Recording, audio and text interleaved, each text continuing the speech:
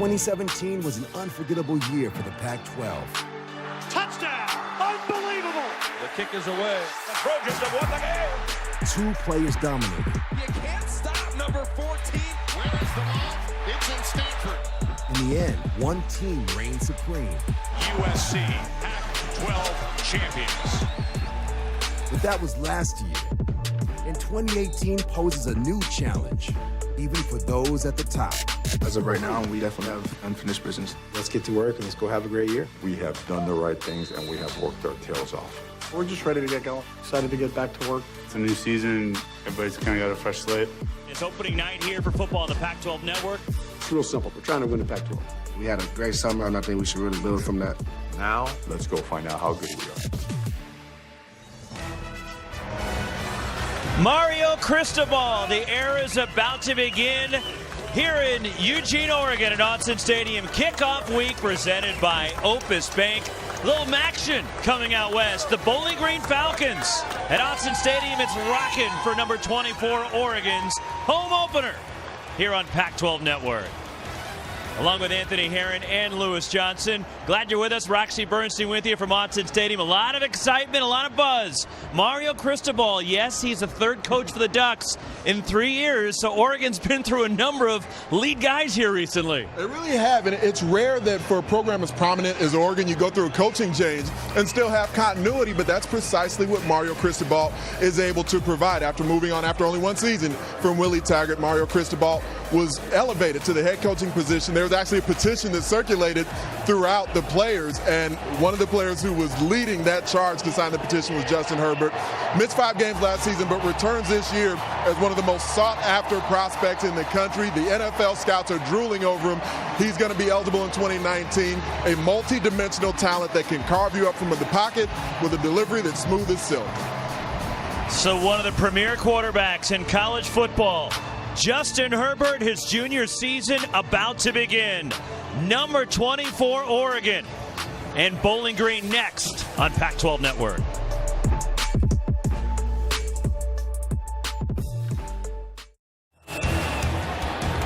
The Ducks taking the field. It is rocking here at Autzen Stadium. Kickoff week presented by Opus Bank. Number 24 Oregon and Bowling Green about to start their season here in Eugene on a beautiful Saturday evening as we send it down to Lewis Johnson. All right, well, Coach, after months of meetings and practices, you're finally on the field. Describe the feeling and the expectation here for your team in Game 1. Well, it's time to go to work. You know, they've earned the opportunity to play well today, but now it's time to go do it. So I think they're focused, they're ready. Let's go find out. Justin Herbert, a quarterback who has really worked hard on his body to be even stronger. What do you look for from him today in terms of leadership and performance on the field? The next natural step for a quarterback and a leader of your football team, you know, to be not only a vocal leader, continue to lead by example, make the plays that are expected of him, and every now and then, you know what, make a bigger one. Absolutely. Congratulations on all that, and good luck today, okay? Thank you, sir. Roxy, Coach Cristobal did a great job of standing still for 45 seconds. I can tell you he is ready to go. That's probably the longest he has stood still all week. Yeah, I would think so. He's been waiting for this opportunity. I covered him a number of games when he was at FIU. He got that first head coaching opportunity. That was not an easy situation that he took over. He was able to breathe new life into that program, and anytime I've been around him in the years since then, you can tell he's been urging himself, preparing himself to get another shot at having the big whistle, and he's ready for it today. 6 seasons at Florida International for Mario Cristobal. On the other side, 3rd year for Bowling Green head coach Mike Jinks. Formerly spent time at Texas Tech, and he's an engaging, excitable guy. It was great to spend some time with him and his staff yesterday, and they're just as excited as anybody to play some football today. And keep in mind, this is how last year started for the Oregon Ducks. Tony Brooks-James. I'm not sure if that was sped up by our crack video staff or not, because he can absolutely fly when the rock's in his hands. And Oregon will receive the kickoff as Mario Cristobal, former national champion from the University of Miami. A tremendous offensive lineman. Probably got the butterflies going. I think a little so. more so than normal for a game. Now, he's done this before as a head coach, but not at a program like Oregon. Nate Needham kicking off for the Falcons. The transfer from Youngstown State. And we are underway. Season has started for Bowling Green and Oregon as Brooks James hit and brought down shy of the 20-yard line.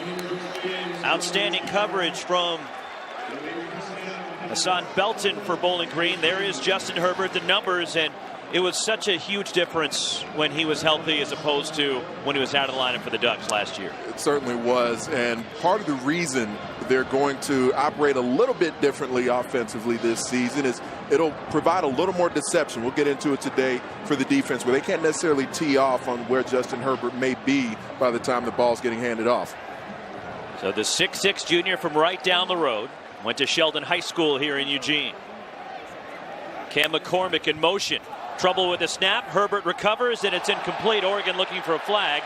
Tried to get it to Dylan Mitchell, and there is a late penalty marker in there on the play.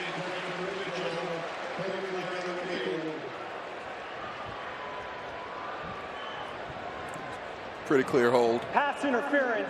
Defense number 55. Spot foul. Automatic first down.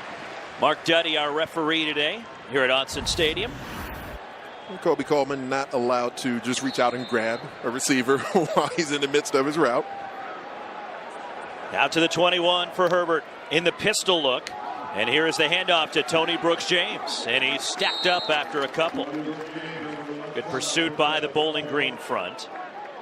They'll bring up second down as Colby Coleman in there on the tackle, along with Josh Crosland, a couple of sophomores for this young but talented Bowling Green football team. Herbert on the move on second down, looking deep, throwing deep. Johnny Johnson can't hang on. Johnson had a step, had to wait, and just couldn't hang on. And it's third down for the Ducks. It's good play design by Marcus Arroyo, offensive coordinator here from Oregon. Move the pocket slightly. Allows the ability for Justin Herbert to have a cleaner pocket. Certainly a well-thrown ball. Johnny Johnson's got to come down with that one. 3rd and 9 for Oregon. Good protection for Herbert over the middle. And it's through the hands again. This time it's Jalen Red who can't hang on. Well, can't put this drive on Herbert. No. Pass protection appeared to be really sound here. Bowling Green only rushed 4. A little twist stunt inside.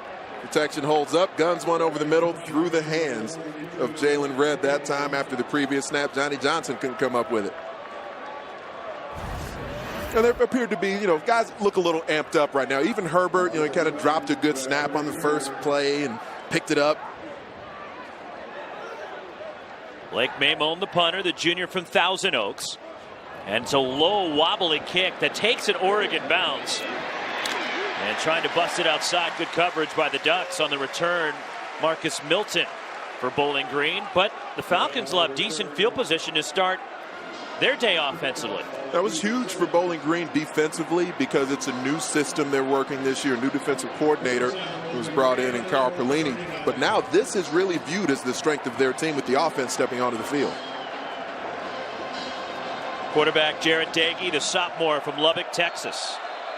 His brother Seth, former quarterback for Texas Tech, and now the receivers coach for Bowling Green as Mario Cristobal's defense goes to work. Dagey last year made 5 starts as a true freshman. And here's the handoff, and on first down it's Andrew Clare. Justin Hollins on the tackle. The impact players. Let's take a look when Oregon's defense is on the field. Jalen Jelks is one of the top returning defensive linemen in the entire country. PFF College has him graded out. He's top returning pass rusher in the Pac-12, and Troy Dye playing the inside linebacker, 2nd year in a row. PFF College had him top 5 in both run defense and pass defense. Empty backfield as Clare goes split out after gaining 4 in the first down carry. Dagey has some space to run. Goes out of bounds and goes into Oregon territory. First down, Bowling Green. 8 yards. There's an attempt at an inside move here made by Jelks. They were able to block it up. That's what provided the running lane, and Dagey in this air raid offense. Not necessarily a guy who wants to take off and run, but he's mobile enough to hurt you with his legs. Doege last year completing 64% of his passes for nearly 1,400 yards. Andrew Clare, the ball carrier, hit behind the line, breaking tackles, and it's only a loss of 1, but it could have been worse, as Oregon seemed to have him trapped deep behind the line, as Kalana Apelu there for the Ducks. As well as Troy Dye. Andrew Clare, really talented young ball carrier, started for them as a true freshman last year, racked up big yards. Back in midfield, second down for Bowling Green. And Oregon gets a timeout just before the snap. Some confusion defensively for the Ducks, and they take a timeout. Timeout, Oregon. Their first charge timeout of the half. This will be a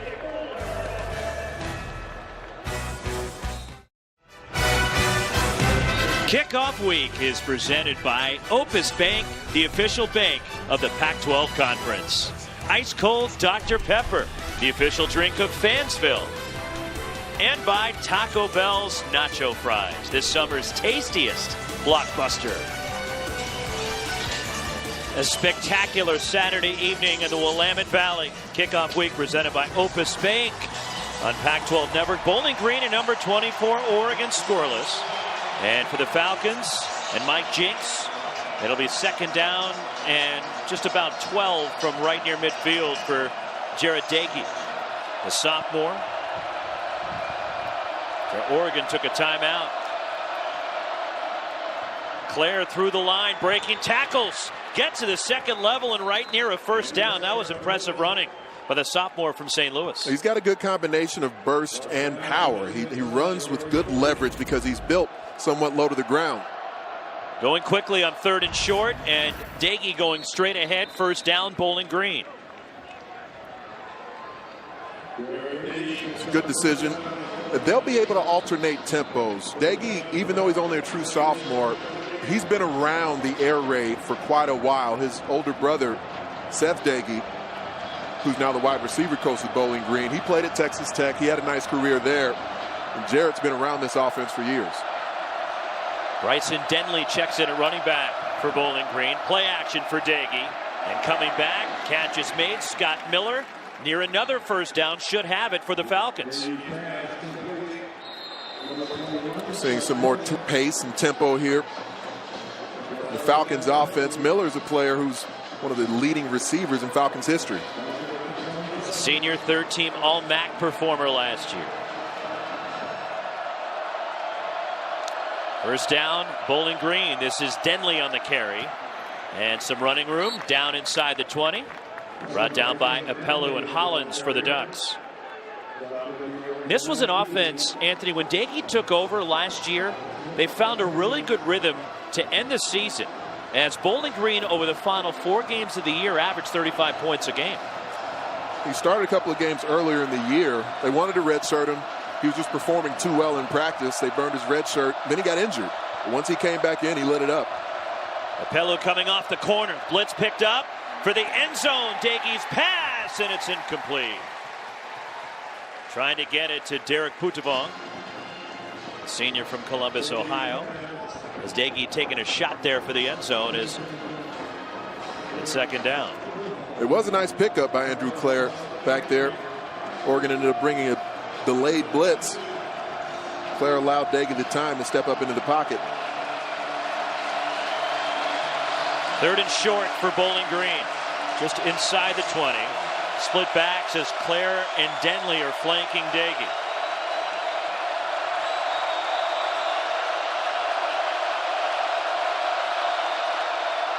Doege throwing down the sideline, and it's out of bounds. Quinton Morris, the intended target. Well defended by Diamador Lenore from Oregon, and it's fourth down. And the pressure was well done by Lamar Winston coming off the edge, because they did the little RPO fake. Winston didn't bite on that mesh point. Figured on third and long, Doege's going to keep it. On third and short, Doege was going to keep it, and he got the hit. Nate Needham for a field goal. This will be a 36-yarder. Out of the hold of Matt Naranjo. Trying to give Bowling Green the early lead. High snap, Naranjo gets it down. The kick from Needham is good. And Bowling Green on the board first.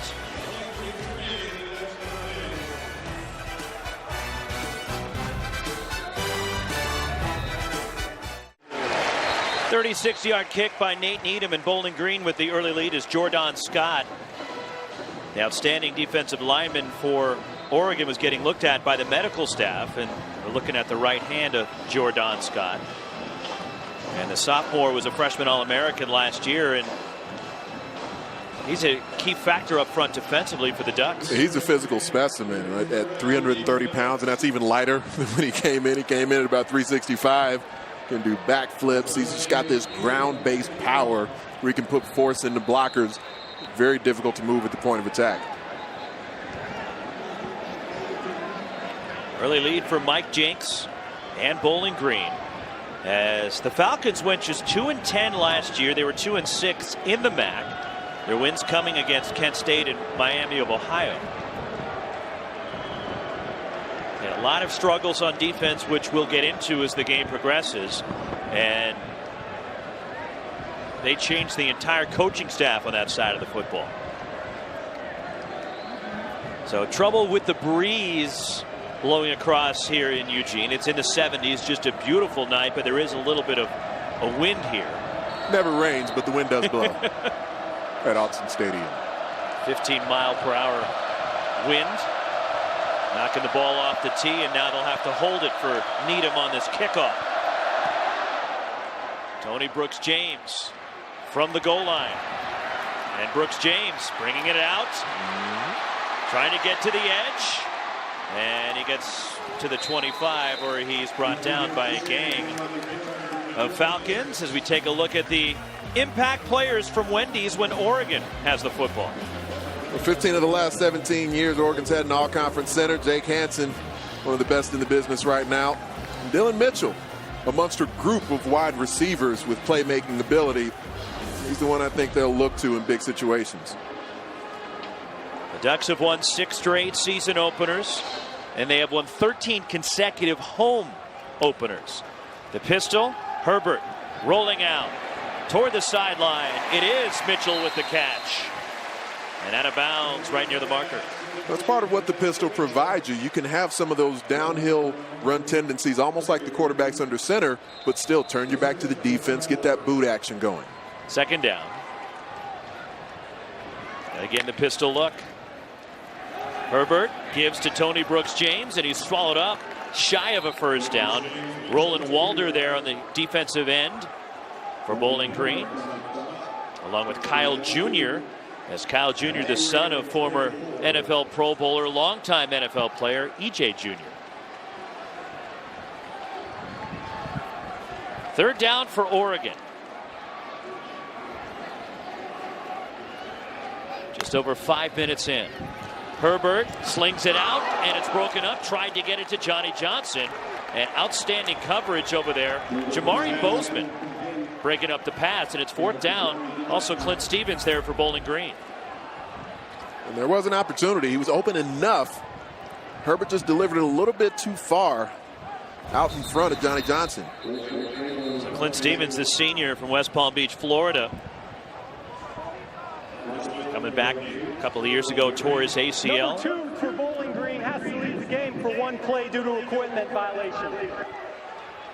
So Stevens has to come off for one play. There is some sort of equipment violation, and that's something the officials are going to be paying extra close attention to this year. They're really going to enforce the rules as laid out for the uniforms, which are pretty well documented in the rule book. That's the point of emphasis for the officials this year. Blake Mamone, his second punt, and a fair catch made for and called for by Marcus Milton.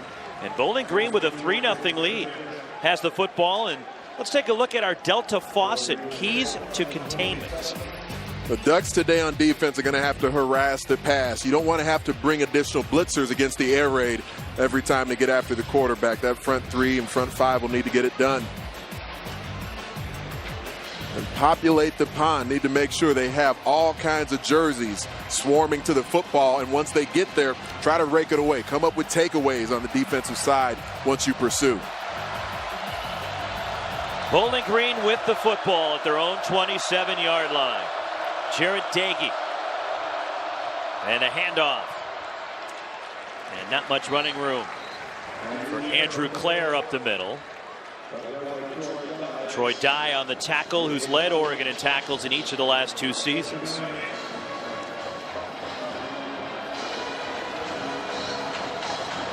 So Andrew Clare, who originally committed to Iowa, Anthony, but the Hawkeyes wanted him to play corner, and he wanted to play running back, and Bowling Green gave him that opportunity as Clare makes the catch out of the backfield and runs for a first down. Nice catch and run from Andrew Clare, who, like Anthony Herron, could have been an Iowa Hawkeye.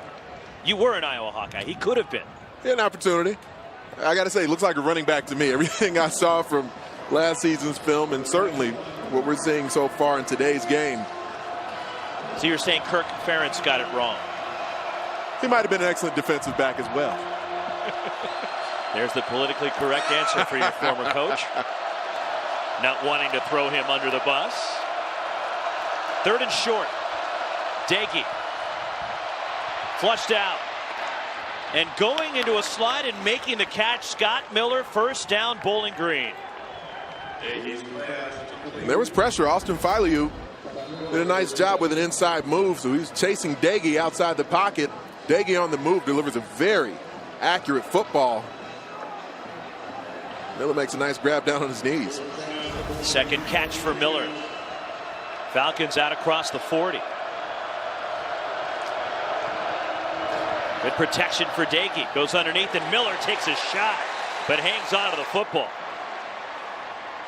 Ugochukwu Amadi levels him. Saw that coming the entire way. It's what this offense does. It's like a tennis match. They threaten the numbers one way, then threaten the numbers the opposite way. Amadi comes in. That's what you want to see in today's football. Puts the shoulder into him. Still a physical hit. Doesn't pick up the flag. 2nd down, 7 from the 45. Here's Clare straight ahead. Nothing there. He runs into Gary Baker. Also Jalen Jelks. The box count will be key for Dagey when facing Oregon's defense. Just like we see from Washington State over the years in that air raid offense. He has the ability to check it, look for a run opportunity when the box is lighter. If that front 7 seems like they're in more of a pass coverage set. Bowling Green 2 of 3 on 3rd down. Just past the midway point of this first quarter. Dagey over the middle. It's Miller again. First down into Oregon territory. Nick Pickett with the tackle.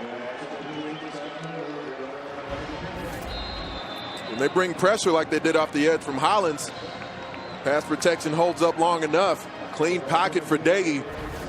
On the in-cutting route, delivers a very accurate pass to Miller. 15 yards. Dagey 5 for 7. And running straight ahead, breaking tackles, but they blow the play dead, and there's a penalty marker down. So Bryson Denley was off to the races. Oregon was running in late off the sideline. Offside. Defense number 90. 5-yard penalty. First down. Drayton Carlberg was offside. Jim Leavitt, who stayed with the coaching change. Willie Taggart tried to get him to go to Florida State, but Willie Taggart obviously couldn't recruit Jim Leavitt, who wanted to stay here in Eugene, who did outstanding work last year improving Oregon's defense and sticking around with Mario Cristobal. It's on the ground.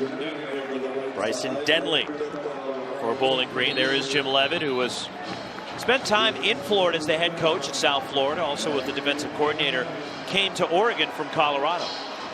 He's been around Mario Cristobal a lot over the years. That's part of why he had the comfort level to be willing to stay here.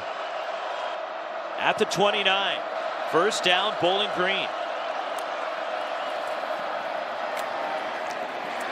Through the line, inside the 20, down to the 15 is Bryson Denley. It's Justin Hollins finally tripped him up, but an impressive drive keeps on rolling for Bowling Green. And here now we're starting to see the ball carriers from the Falcons run through contact. Some missed tackles from the Ducks. 14 more for the Falcons, who are already approaching 100 yards of total offense. And a good balance, 54 on the ground, 41 through the air. Dagey to the outside. Quinton Morris brought down by Justin Holland, shy of the first down and shy of the 5. It'll bring up 2nd and short. The entire defense was slanting in that direction. Coverage rolled that way as well. But again, more missed tackles, a few additional yards after the catch. It's now the 9th play of the drive. Andrew Clare comes back in at running back for the Falcons. Presley Moats, the tight end, as Dagey for the end zone. Touchdown, Bowling Green, Scott Miller.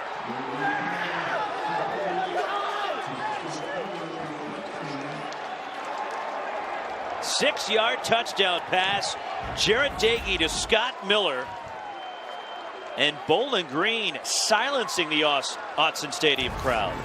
True sophomore Texan. He fit one into a tight window between a couple of Ducks defenders.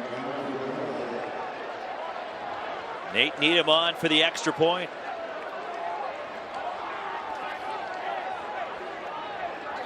Kicked in a championship game when he was at the FCS level at Youngstown State, and Needham makes it 10-0 Bowling Green as the Falcons go 10 plays, 73 yards. A 6-yard touchdown pass to Scott Miller. 10-0 Bowling Green. Our Buick scoring drive as the Falcons go 10 plays, 73 yards. Jarrett Dagey to Scott Miller, who's enjoying himself right now on the Bowling Green sideline. Why shouldn't he? They're up 10-0 to number 24 Oregon. He certainly should be. I'd be having fun if I was him right now. Dagey 7 of 9 through the air. And Miller already with 5 catches. And Mike Jinks and his team silencing a full house at Autzen Stadium.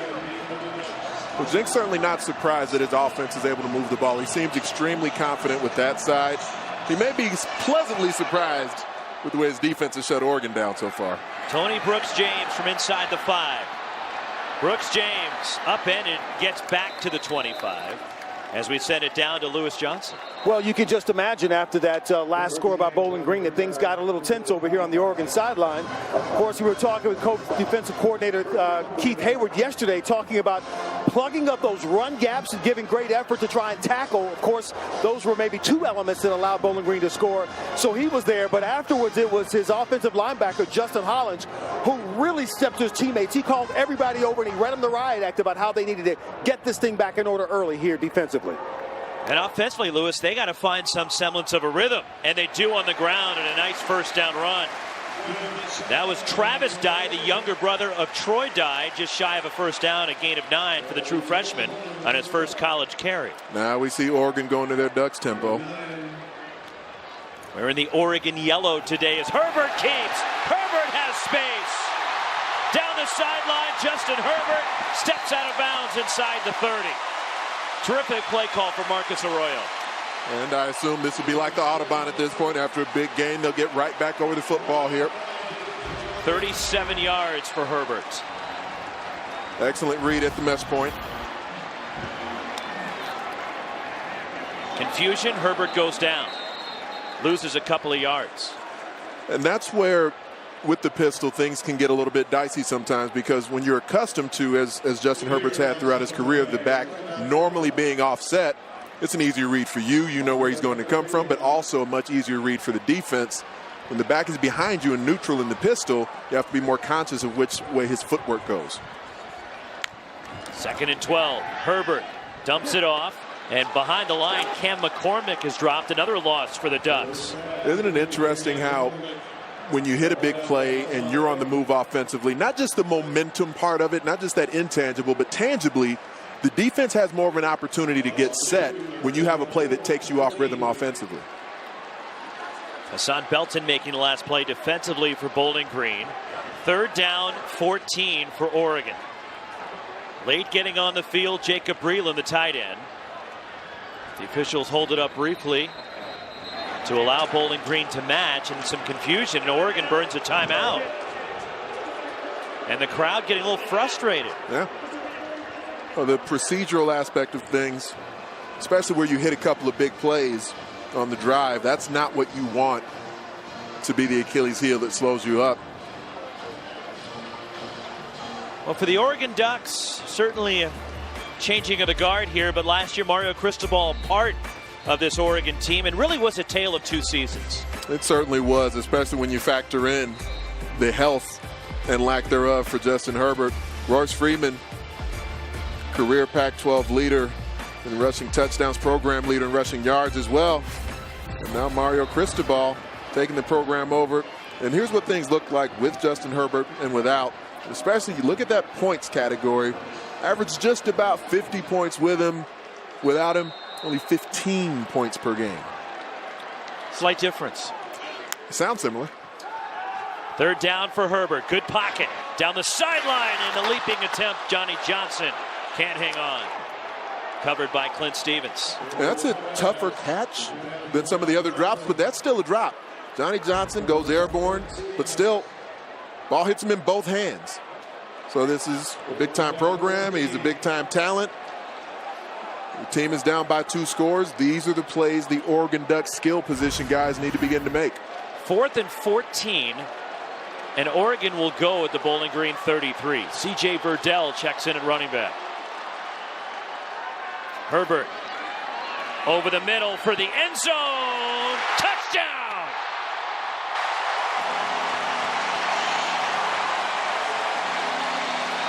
Jalen Red, 33 yards. The Ducks are on the board, and a strike from Herbert. I mean, on 4th and Portland, Justin Herbert with a clean pocket delivers a strike to Red. He couldn't have gone out and handed the football to him any more accurately. Perfect pass from Herbert.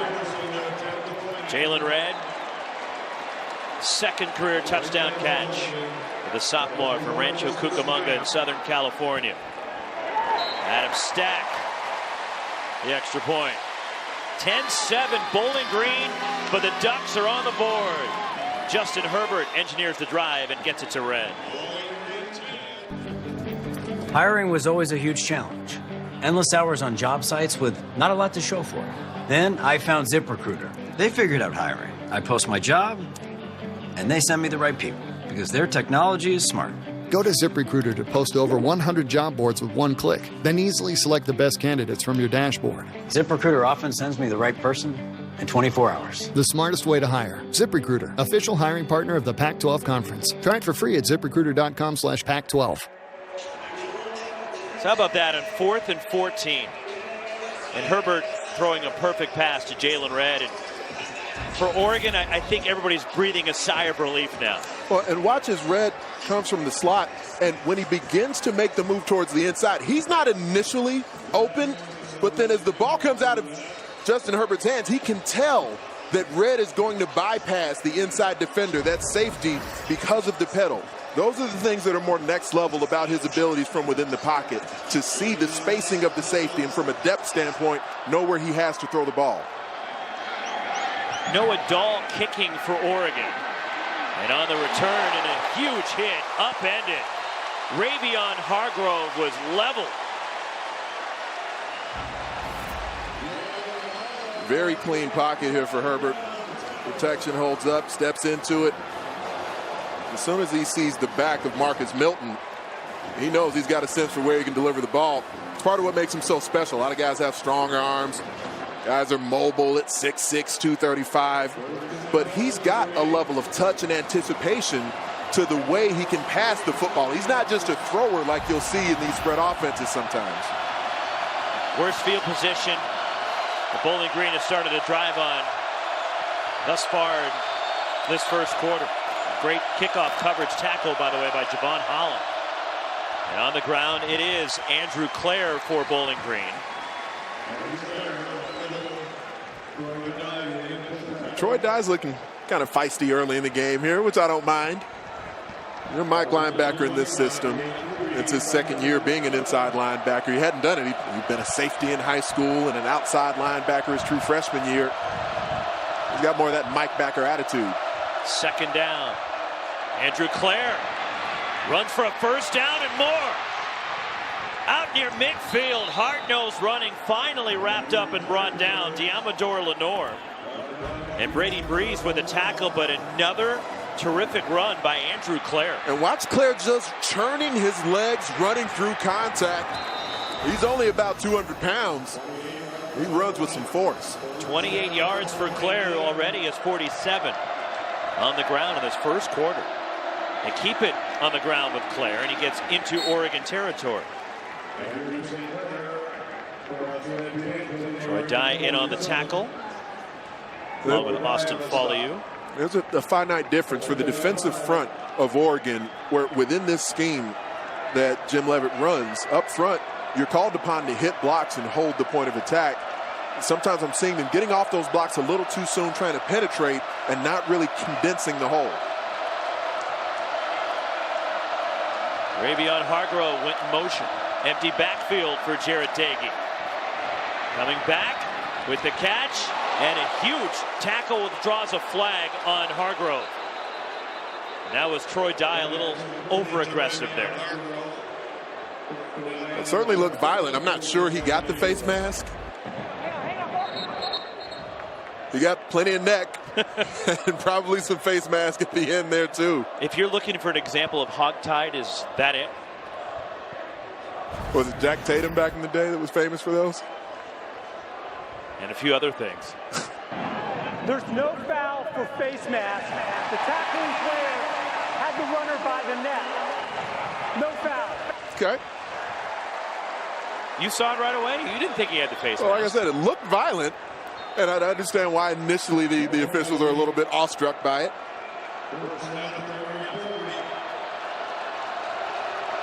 Bowling Green, another impressive drive. Bryson Denley, the ball carrier. And not much running room. Troy Dye there with Folliou and Apello.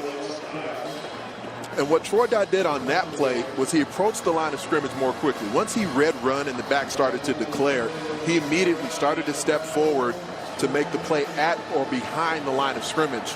That's part of the growth he'll need to continue to make as a Mike Backer, not waiting on the back to advance on him.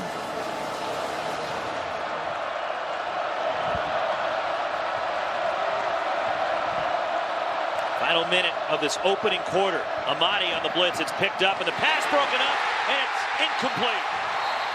Justin Hollins thought he picked it off, and there's the emphatic incomplete sign from the crew as Hollins made a diving attempt. As reading the play was Javon Holland. The Ducks are going man across the board, snap after snap. They're showing a lot of confidence in this secondary. That's a good call. There's the ball on the ground. Holland is a true freshman. They're really excited about him. Keith Hayward was raving about him with us yesterday in our meeting with the co-defensive coordinator. Freshman Holland from Pleasanton in the Bay Area. Third down. Andrew Clare. And he drags Folliou with him, and he's brought down shy of a first down. But Austin Folliou is 6'3", 285, and Clare was dragging him. And I wouldn't be surprised at all if they go for this shorter fourth down from the field position. But as I mentioned, Clare continues to turn his legs on contact every time he gets a carry. And Clare averaged 4.5 yards after contact last season, which was 5th best in the country. Overall, a school record 6.8 yards per carry. And no surprise here, 4th and short, they're going from it.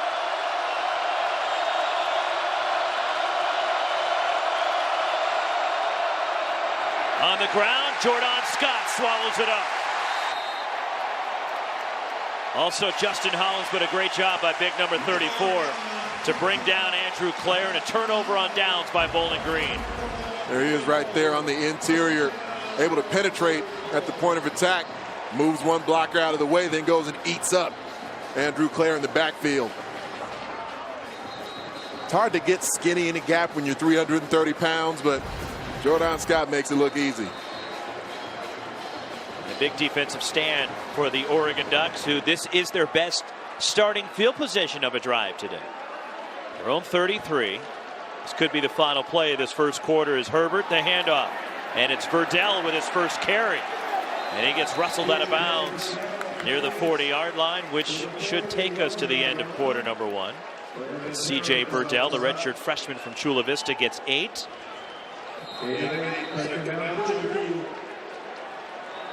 And we've reached the end of 1 at Autzen Stadium as Bowling Green with the lead at the end of 15 minutes. They're up 10-7. A number 24 Oregon season opener here at Autzen Stadium.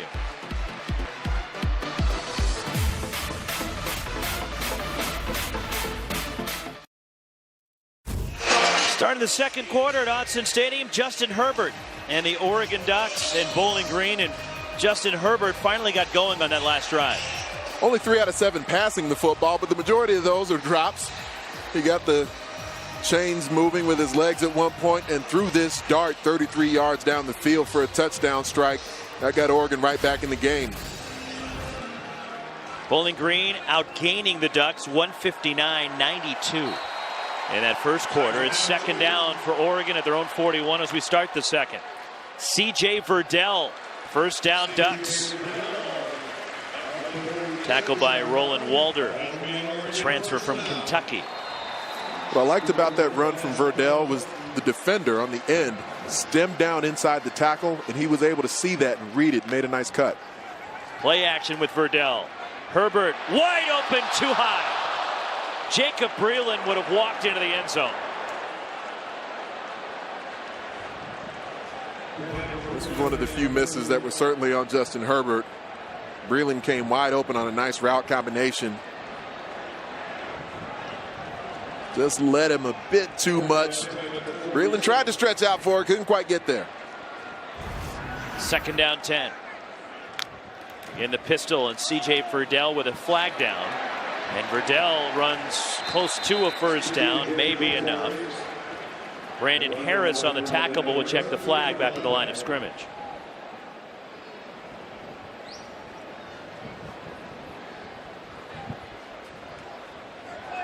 Offside, defense number 9. That is declined. Excuse me, that penalty is declined.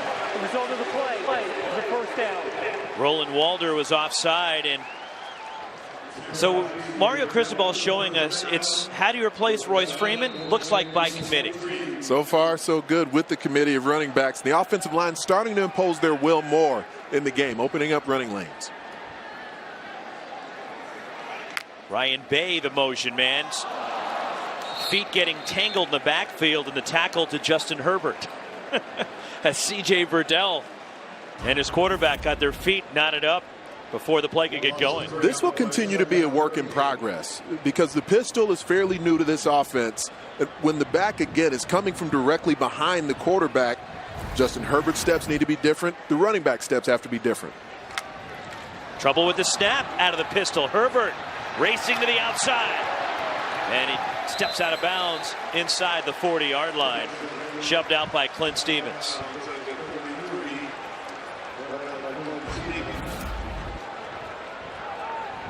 Coming from outside in, nice physical block, but legal. Didn't go above the shoulders. Brendan Schooler. Well, he's used to laying the wood to people playing on the other side of the football previously in his Ducks career. Of course, his brother Colin will play tonight, Arizona. Taking on BYU. Down in Tucson is Herbert. Quick hit. Right near the marker, should be enough on the slant to Kano Dillon, the grad transfer tight end from South Florida.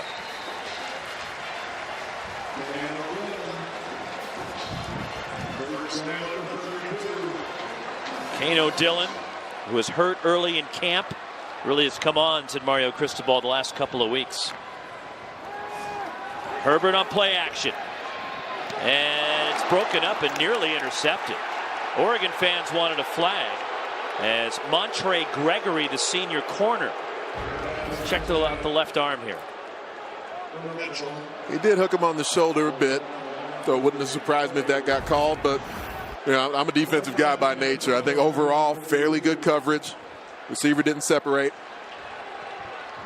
Tried to get it to Dylan Mitchell. Second down for the Ducks. At the Bowling Green 32, C.J. Verdell picks his way down to the 25. It's different running style for the backs when they're offset versus when they're behind the quarterback. There's an injury as Cam McCormick leaving the field, the sophomore tight end from Bend. Last year all Pac-12 academic. And they're taking him off on the cart, which is usually not a good sign. C.J. Verdell hit at the line. There's a flag down. Nice surge by Jerry McBride, the junior safety. We'll check the flag.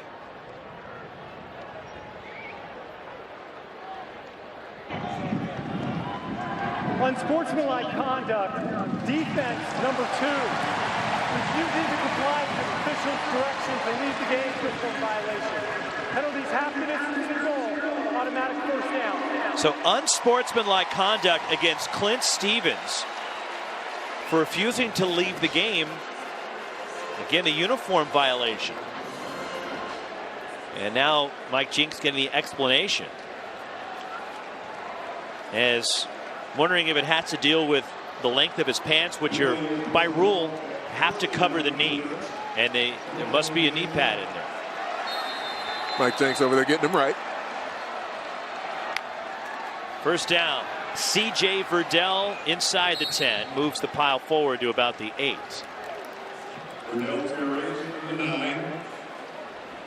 C.J. Verdell getting a chance now. We've seen Brooks James, Travis Dye, C.J. Verdell, probably see Darian Felix at some point, Cyrus Habibi Lakio.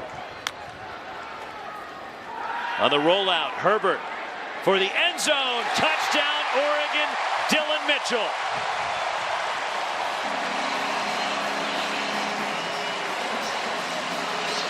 Second touchdown pass for Justin Herbert. The roll action cuts down the read of the quarterback, but also you can tell it gets Justin Herbert in a rhythm. He throws with that rhythm and timing so well while he's on the move. So after a slow start for this Oregon offense, they've scored touchdowns in each of the last 2 possessions, getting down 10-0. Zach Emerson for the extra point. And it's 14-10 Ducks.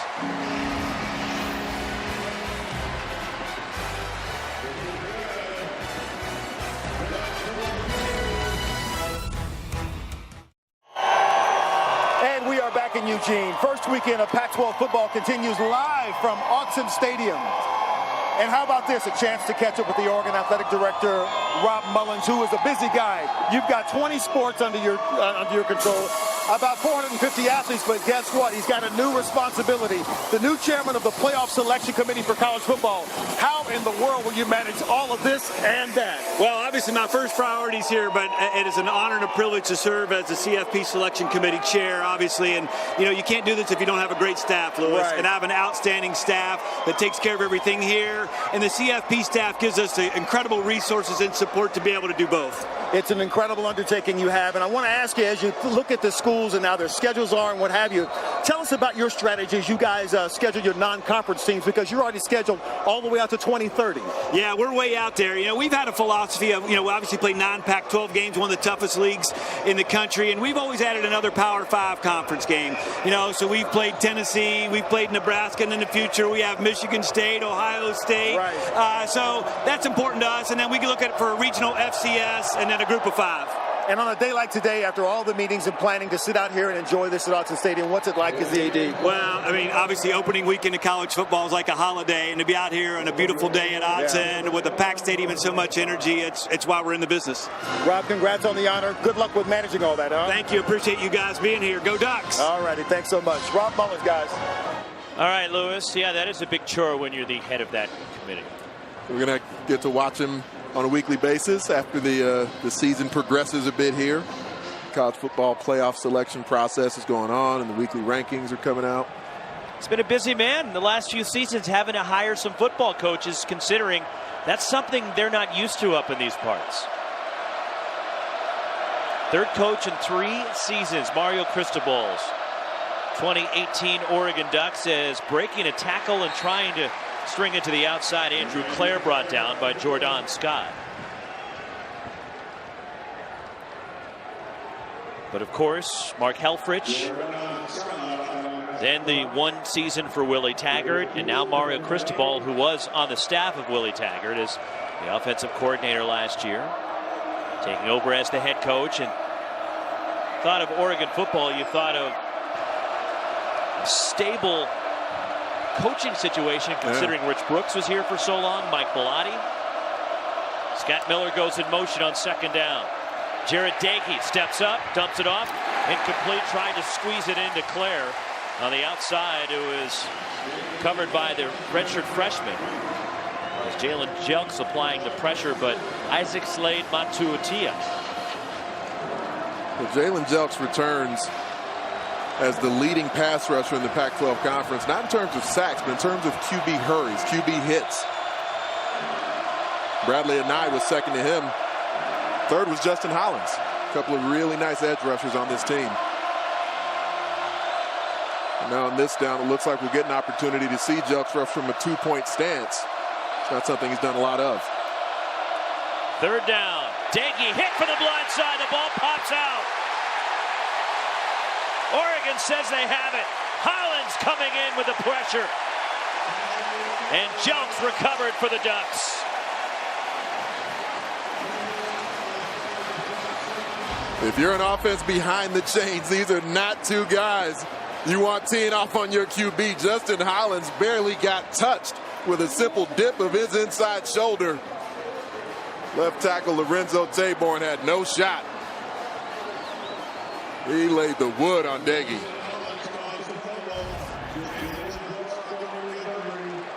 Oregon recovers at the Bowling Green 21, and Justin Herbert, after the offense managed just 9 yards on 6 plays in their first 2 drives.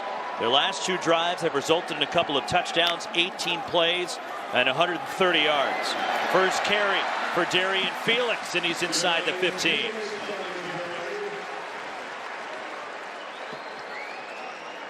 Eight more for Oregon on the ground. Brandon Harris on the tackle. So after a slow start for Oregon, down 10-0. Darian Felix, first and goal, Oregon down to the 6. And they're moving the point of attack routes. This offensive line is really getting churning now. It's different. And we'll get a chance to take a closer look at the pistol versus the offset back as we keep moving forward here. But as quickly as the back advances on the defense, while that hole opens up. There are the numbers last year for Oregon is Mario Cristobal, the Dunks. Have it going now. Looking for more, up 14-10.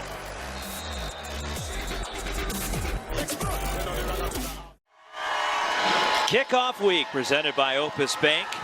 And after Bowling Green jumped out to a 10-0 lead, Oregon has got it going now. They're up 14-10, and they have a first and goal at the Bowling Green 7-yard line for Mario Cristobal's debut.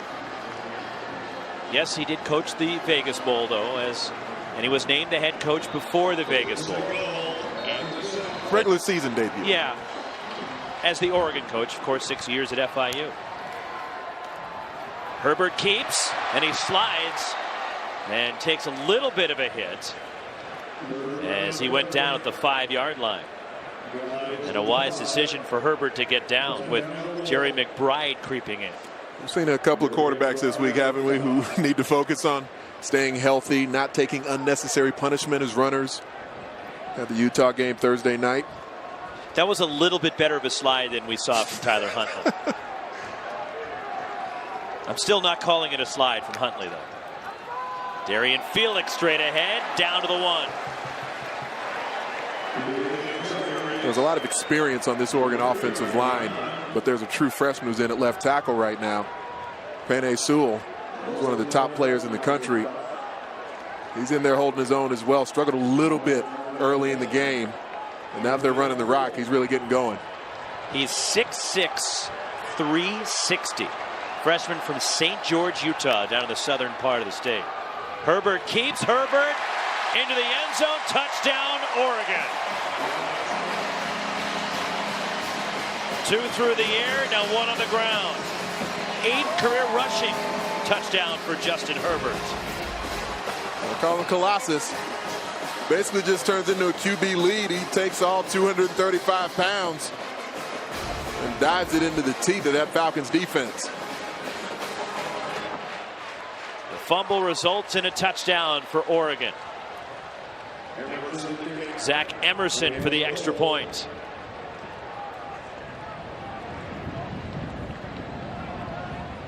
It was 10-0 Bowling Green.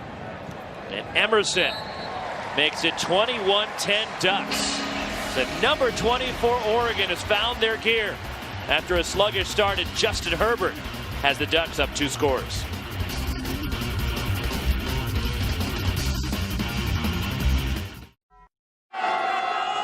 The Big O up 21-10 as the mighty O got down 10-0 and now up 21-10 on Bowling Green. We'll see Mike Jinks and the Falcons have an answer here after a really good start. But then Oregon does what Oregon can do, is they can get after you and they can strike in a hurry, and that's what we've seen from Justin Herbert in this Oregon offense. And part of the air raid offense where Bowling Green was having success early was not because they were chucking the football to sideline to sideline. There was some of that, but it was because of their ability to move the ground running the ball and all the success that Andrew Clay was having early.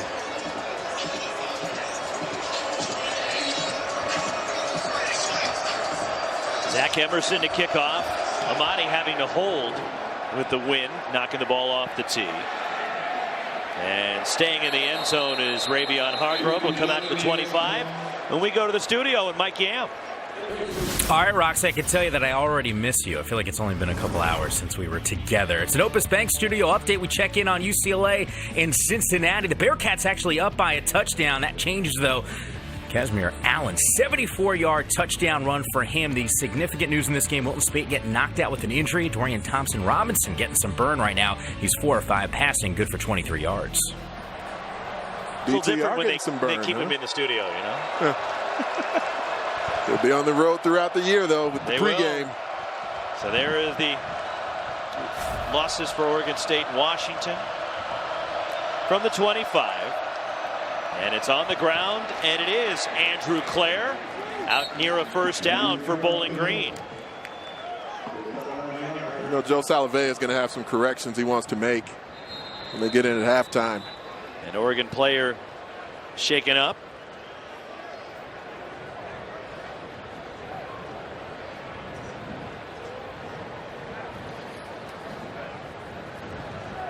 While the medical staff attends to the injured Oregon Duck, we'll step aside.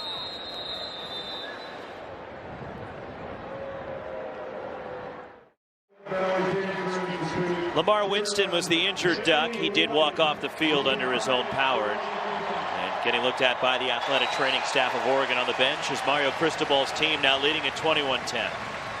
Second down and 1 after Andrew Clare picked up 9 yards on the carry.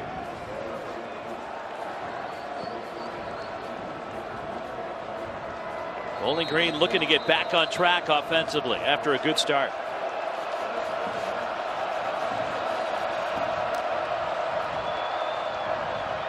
And they keep it on the ground. And that will be a first down for Bowling Green as Bryson Denley brought down by Troy Dye, but a run that moves the sticks for the Falcons. It does a couple of things. Gives your defense a little bit more time to rest. Continues to keep the opposing defense off balance with Bowling Green's offense. At the 36, Daigie's 8 of 12, and again the handoff, it's Bryson Denley. Just 5 carries last year, the high school track All-American.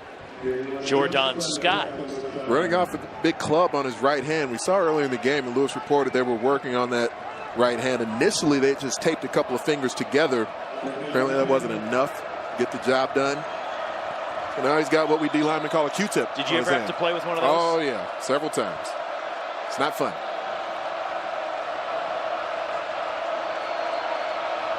You got an itch, it's pretty tough to scratch, huh? Would be. Dagey to the outside. Diving catch, Scott Miller. He's had a terrific first half. 6th catch for the senior. Scott Miller came to play. He's made a lot of catches like this throughout his career. Looked like the ball touched the ground slightly, but didn't appear that he ever lost control of it. 7 yards to make it 3rd and 3. 4 receivers for Dagey. Lobs it. And it's incomplete. Hit the back of Amadi, and Miller looking for a flag. And the pressure was effective that time. It sped up the process of Jared Dagey. Chukwu Amadi was one-on-one. He never did look back for the ball, but also didn't have any impeding contact with Miller, the wide receiver. Dagey knows if he could have floated that out a little bit further in front, Miller would have had a chance at it.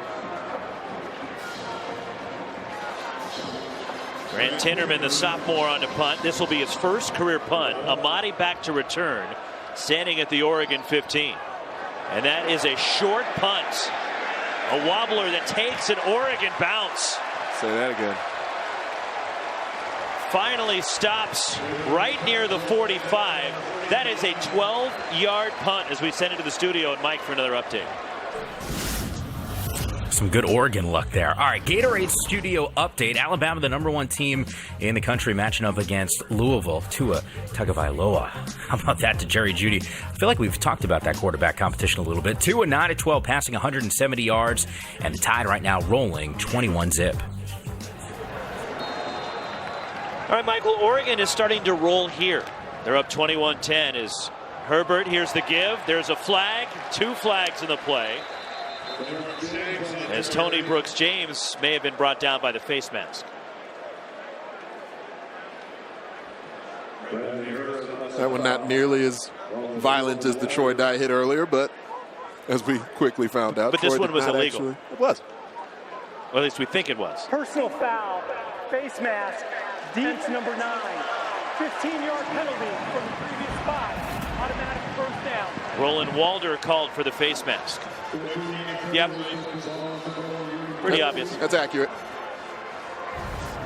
Walder, one of the most athletic edge defenders that the Falcons have. And this is a new defense for Mike Jenks in Bowling Green as Carl Pelini was hired to be the defensive coordinator. An entire new staff on that side of the football after the struggles they had defensively last year. Herbert adjusting. Johnny Johnson the catch. Finding his way. Is he in? Yes. Touchdown Oregon. 40 yards. Herbert's 3rd TD strike.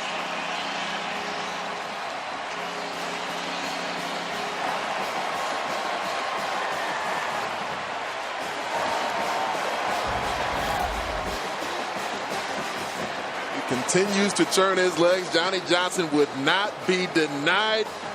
We'll see. Very close. Of course, review every play. Zach Emerson for the extra point. Let's see. He's got 3 defenders. The ruling on the field is a touchdown. The previous play is now under replay review.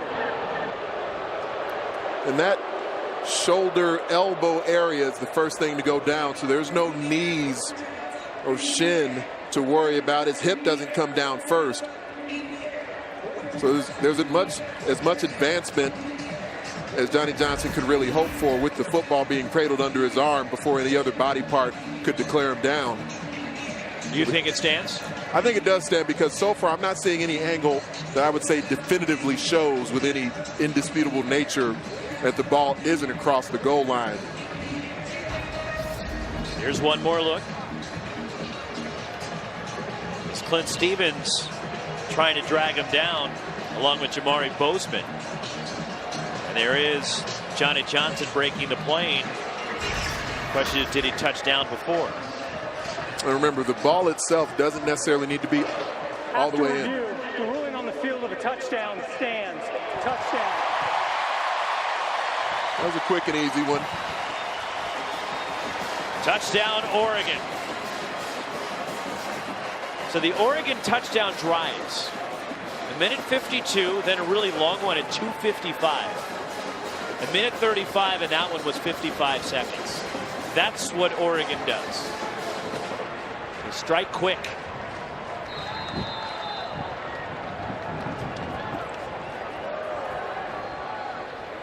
Zach Emerson for the extra point. And it's now 28-10 Ducks, who are down 10-0. Mario Cristobal getting and rolling. Let's watch him work here from the pocket. It'll be clean again. And this will be another release that takes him right up the numbers. There's not a lot of trajectory on the pass, and so Herbert has to be supremely accurate with the delivery because he's not putting much air under the ball. There's not an opportunity for the receiver to adjust to it on the run. He goes back shoulder, just flicking it directly above the ear of the defender in a trail position. Herbert's the leading returning quarterback in the Pac-12 with a clean pocket, averaging over 11 yards per attempt anytime he aired it out last year. And you gotta love the effort from Johnson. 3 different Falcons trying to keep him out of the end zone. He kept working. Oregon, for the 10th time in the last 11 seasons, ranked in the AP Top 25 to start the year. And they've won 20 of their last 22 at home when they have been nationally ranked. And overcoming a rough start, down 10-0, but it's now 28-10. Defense getting in the act, forcing a turnover in a short field. Justin Herbert, 3 touchdown passes and a touchdown run. Emerson the kickoff with a holder. Ravion Hargrove inside the 5. Flag comes flying in from well across the field. And we'll see if this will back up Bowling Green.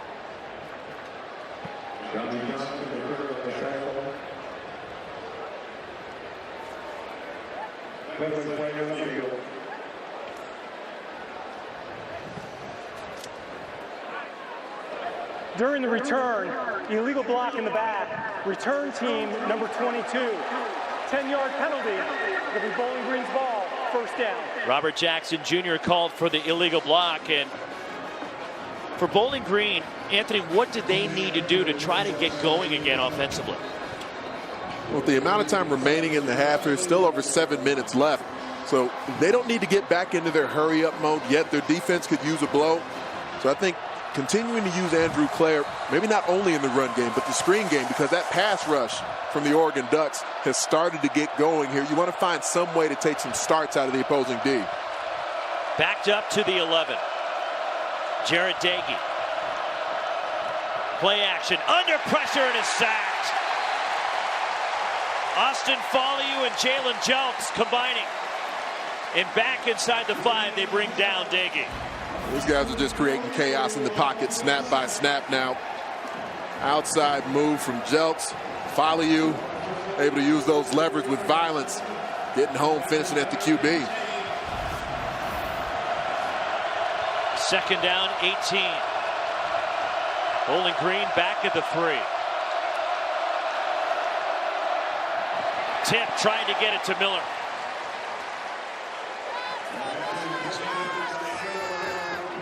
That's tough duty on a quarterback. They left Hollins unblocked. So both blockers end up folding down inside. Hollins just able to calmly hop up into the air, deflect the pass. Justin Hollins, the senior from Arlington, Texas, has been active.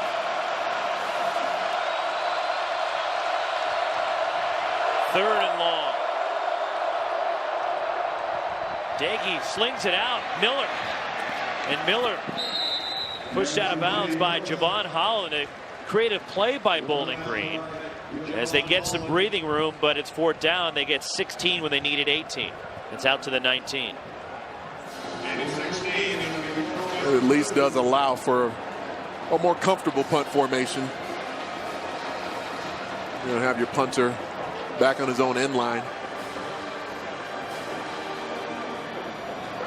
After a miserable first punt for Grant Tinnerman. Amadi back to return, standing at the Oregon 45.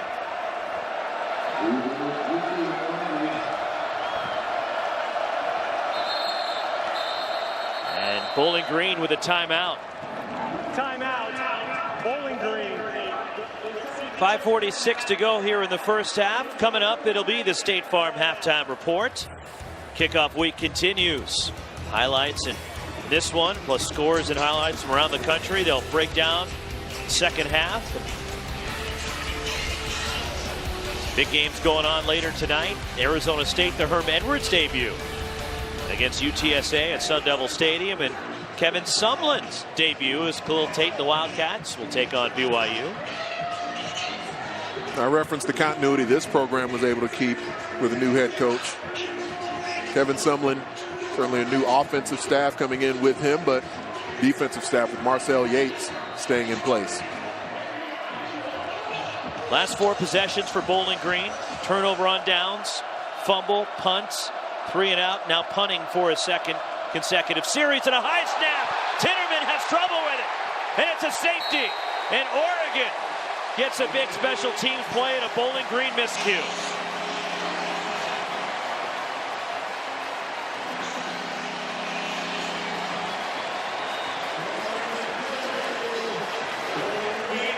And Tinnerman did everything he could with it. All floats way over his head. James Carroll in the high snap. That's 30 straight points for the Ducks.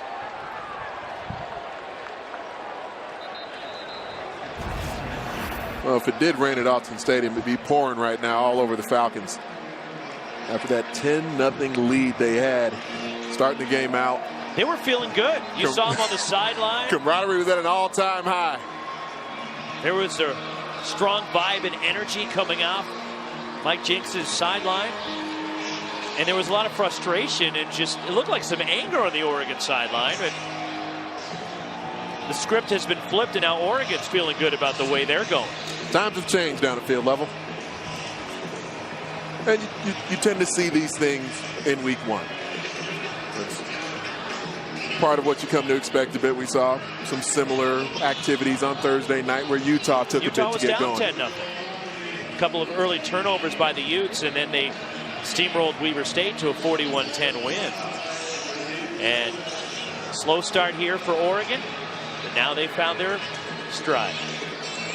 From the 20, a kickoff for Bowling Green and Nate Needham.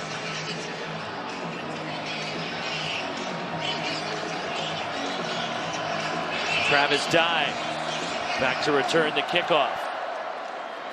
Skips, and the freshman picks it up, looking for a seam, and he gets out near the 40.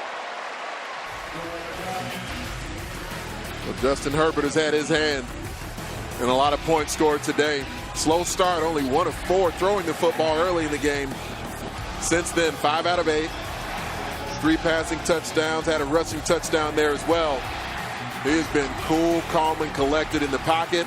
And after some drops early, his receivers have started to make plays for him on the outside. At the Ducks 39. So Herbert is 6 of 12 through the air, 3 touchdowns, 92 yards.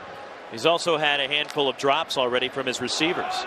And on the ground, it's Tony Brooks-James fighting out to the 44-yard line. Oh, yeah, they have him too. So many backs that just get to rotate in for carries here. Josh Crosland on the tackle. And Oregon quickly on the ball. Jalen Redd in motion.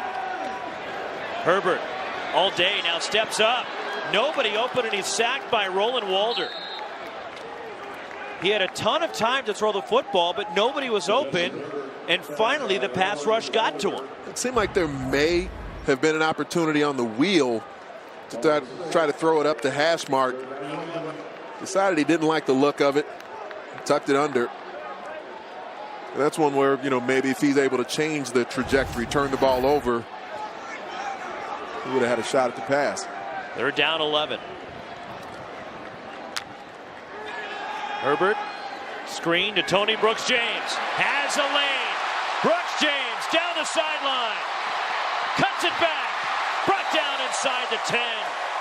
Brandon Harris finally with a tackle for Bowling Green. They're going to get right back over the ball here. Very nice block he got down the field from Jalen Redd after TBJ was out in the open field. 53 yards on the dump off. First and goal at the 9. Tony Brooks-James down to the 5. Coleman on the tackle. Sorry, partner. Simple screen pass. Defense into the backfield. From there, TBJ gets the Jets going. Nice block he gets from Jalen Redd. Turns up about another 15 yards afterwards.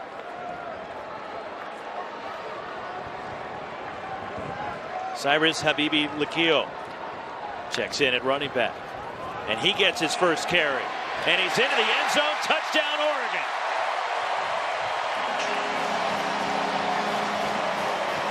The redshirt freshman from Mountain View in the Bay Area.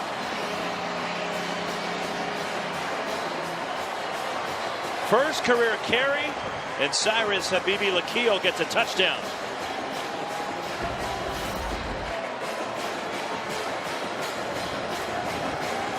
There's a level of physicality, not just to the offensive line, but when you're advancing on the defense that quickly as a running back, it gives you momentum to run through contact.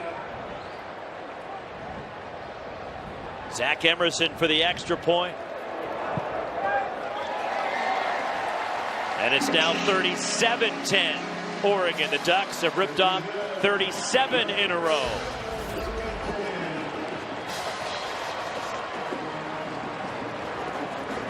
Maui Jim, view is better from here.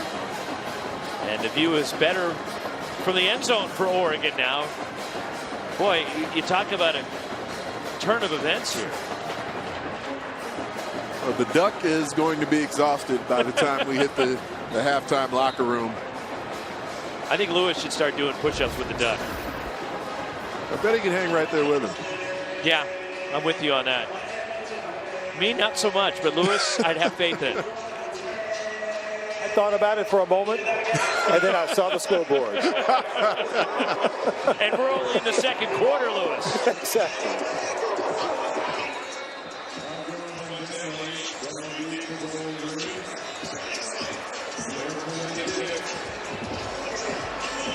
Zach Emerson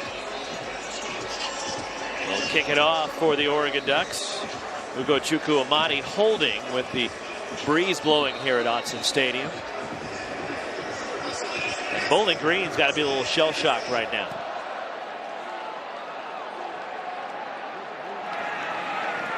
And Hargrave will go to a knee. It'll come out to the 25.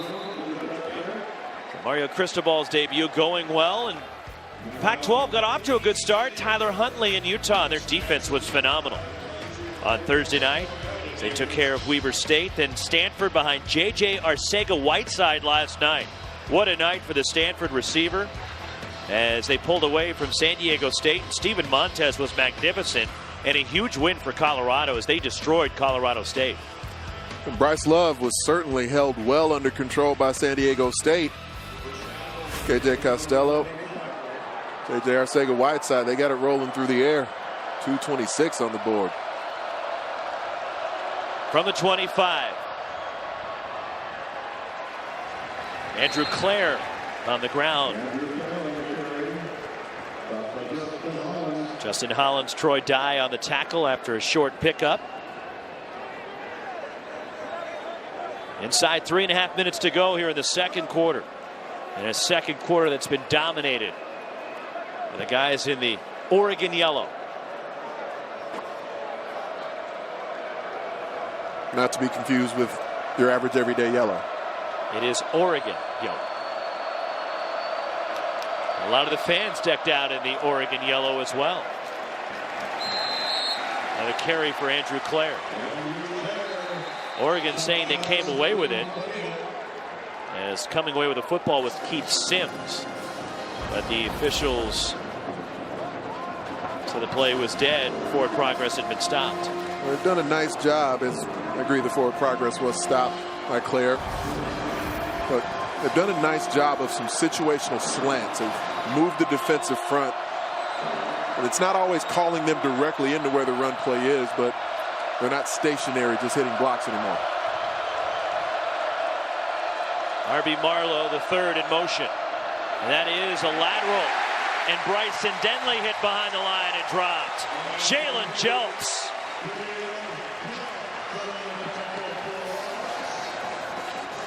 Jelks is 6'6", 250, but he moves like a guy who could play a variety of other positions. Get him in a two-point stance here. It's a nice look at the versatility he has as an athlete. Those long levers. He's not just sitting there wrestling with the offensive tackle snap after snap.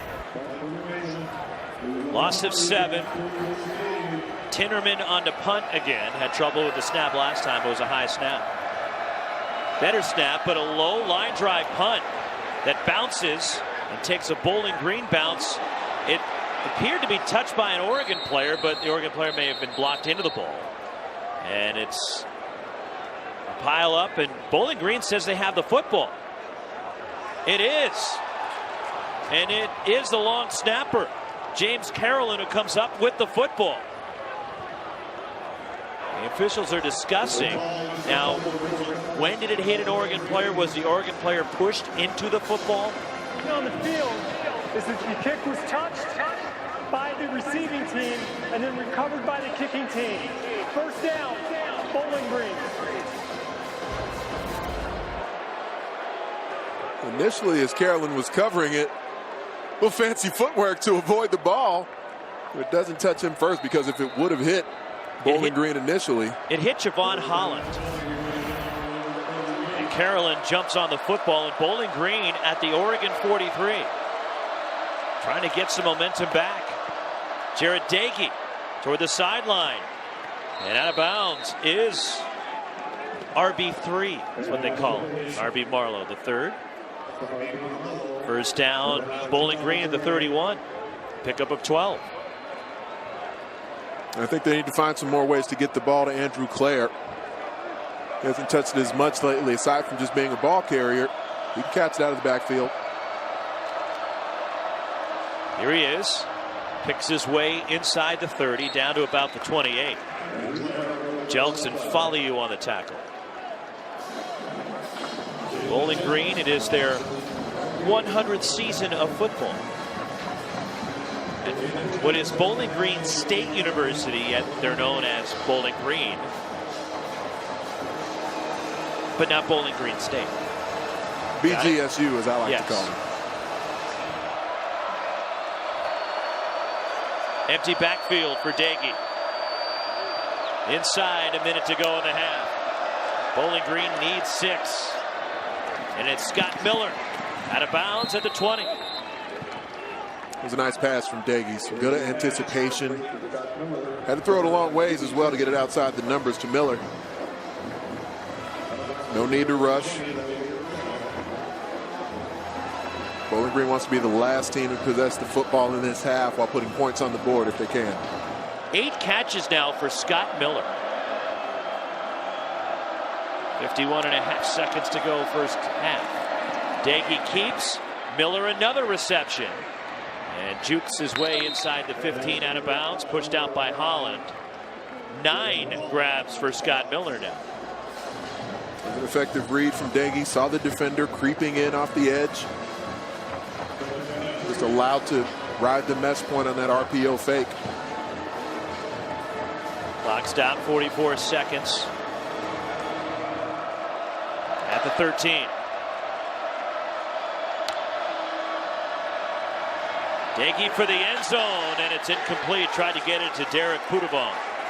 The 6'5" receiver is locked up with Diamador Lenore. Lenore was voted the #1 athlete in the nation as he came out of high school a couple of years ago. Not the longest corner, but big and physical enough. Bowling Green has missed on their last 5 third down attempts after hitting on 3 of their first 4. Play clock inside 10. Jared Dagey on 3rd and 3. Andrew Clare shy of the first down. He gets to the 12. Kalana Apelu on the tackle along with dive for Oregon. And that call indicates to me this is 4 down territory.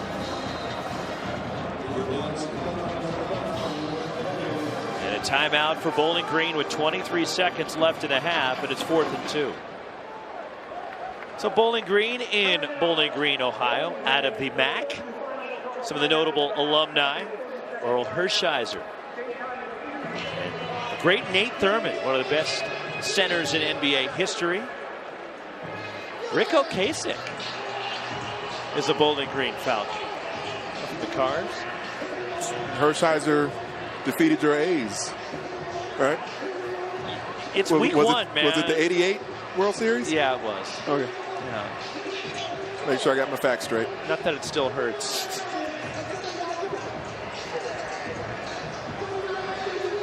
Bernie Casey is a Bowling Green Falcon, by the way. Huh. Yeah. But you can see why Mike Jenks is very excited, especially about some of the young talent that he has on the offensive side. He got some guys who can play. What they come up with on 4th down. 4th and 2. Marlowe in motion. Dagey on the move. Scott Miller, the catch, pushed back, should have the first down. Javon Holland with the tackle. And it's 1st and goal, Bowling Green at the 9. Quickly on the ball. Dagey may spike this, and he does, to stop the clock with 15 seconds left in the half. They've been using a lot of pocket movement on this drive with Dagey. They got to a point where Oregon was just starting to tee off on him constantly being in that same location behind the center. So getting into more of the sprints and the run pass options so he can move the launch point on his own in a predetermined sort of manner.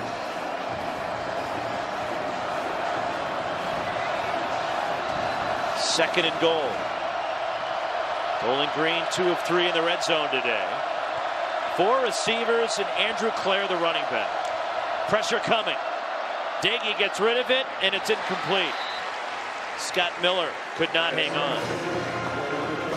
And that's not the worst thing in the world, although they do not have a timeout. So that was actually worked out in Bowling Green's best interest because it stopped the clock, and Miller would have been shy of the end zone. You see the difference in how the pressure, when Oregon brings additional rushers, it's certainly affecting the pocket and affecting Jarret Dagey in a different manner now than it did early in the game. So again, with no timeouts, Dagey cannot afford to take a sack on 3rd and goal. Dagey for the end zone, open, and it's caught for a touchdown by Andrew Clare. The running back slipping out and getting into the end zone. Second TD pass for Jarret Dagey. And did Bowling Green need that in the worst way? It was really well executed by Bowling Green. It took some patience from Dagey. He went through his reads, looked over the middle, but he knew the entire way. His safety valve was where he wanted to go with the football. Andrew Clare had to go back shoulder. It's a really nice grab, especially for a running back. Nate Needham for the extra point. 10 plays, 43 yards for Bowling Green to find the end zone. With 6 seconds left in the first half, and Needham gets the extra point. That ends the run of 37 straight points from the Ducks. Now 37-17, Oregon. And one more look at the touchdown pass. Right, so eventually, he'll come and wheel out of the backfield, but it's the eyes of Jarret Dagey that force the defense to think he's looking over the middle. Maybe he's looking to the wide side of the field. That's why you don't immediately see Troy Dye go with his responsibility, which is the back on the swing route. Because Troy Dye's looking back thinking Dagey's going to go somewhere else with the ball. That's where the eye discipline of the quarterback makes the play most effective. Mike Jenks, Bowling Green, tough season last year, and talking to him yesterday, he's excited about this year, but really feels that his program's a year away from really making noise. They can challenge this year in the MAC, but he really feels next year is when they're going to really have an opportunity to win big. And for multiple reasons, because a lot of the talent he has offensively is so young. He's got a true sophomore quarterback, a true sophomore running back.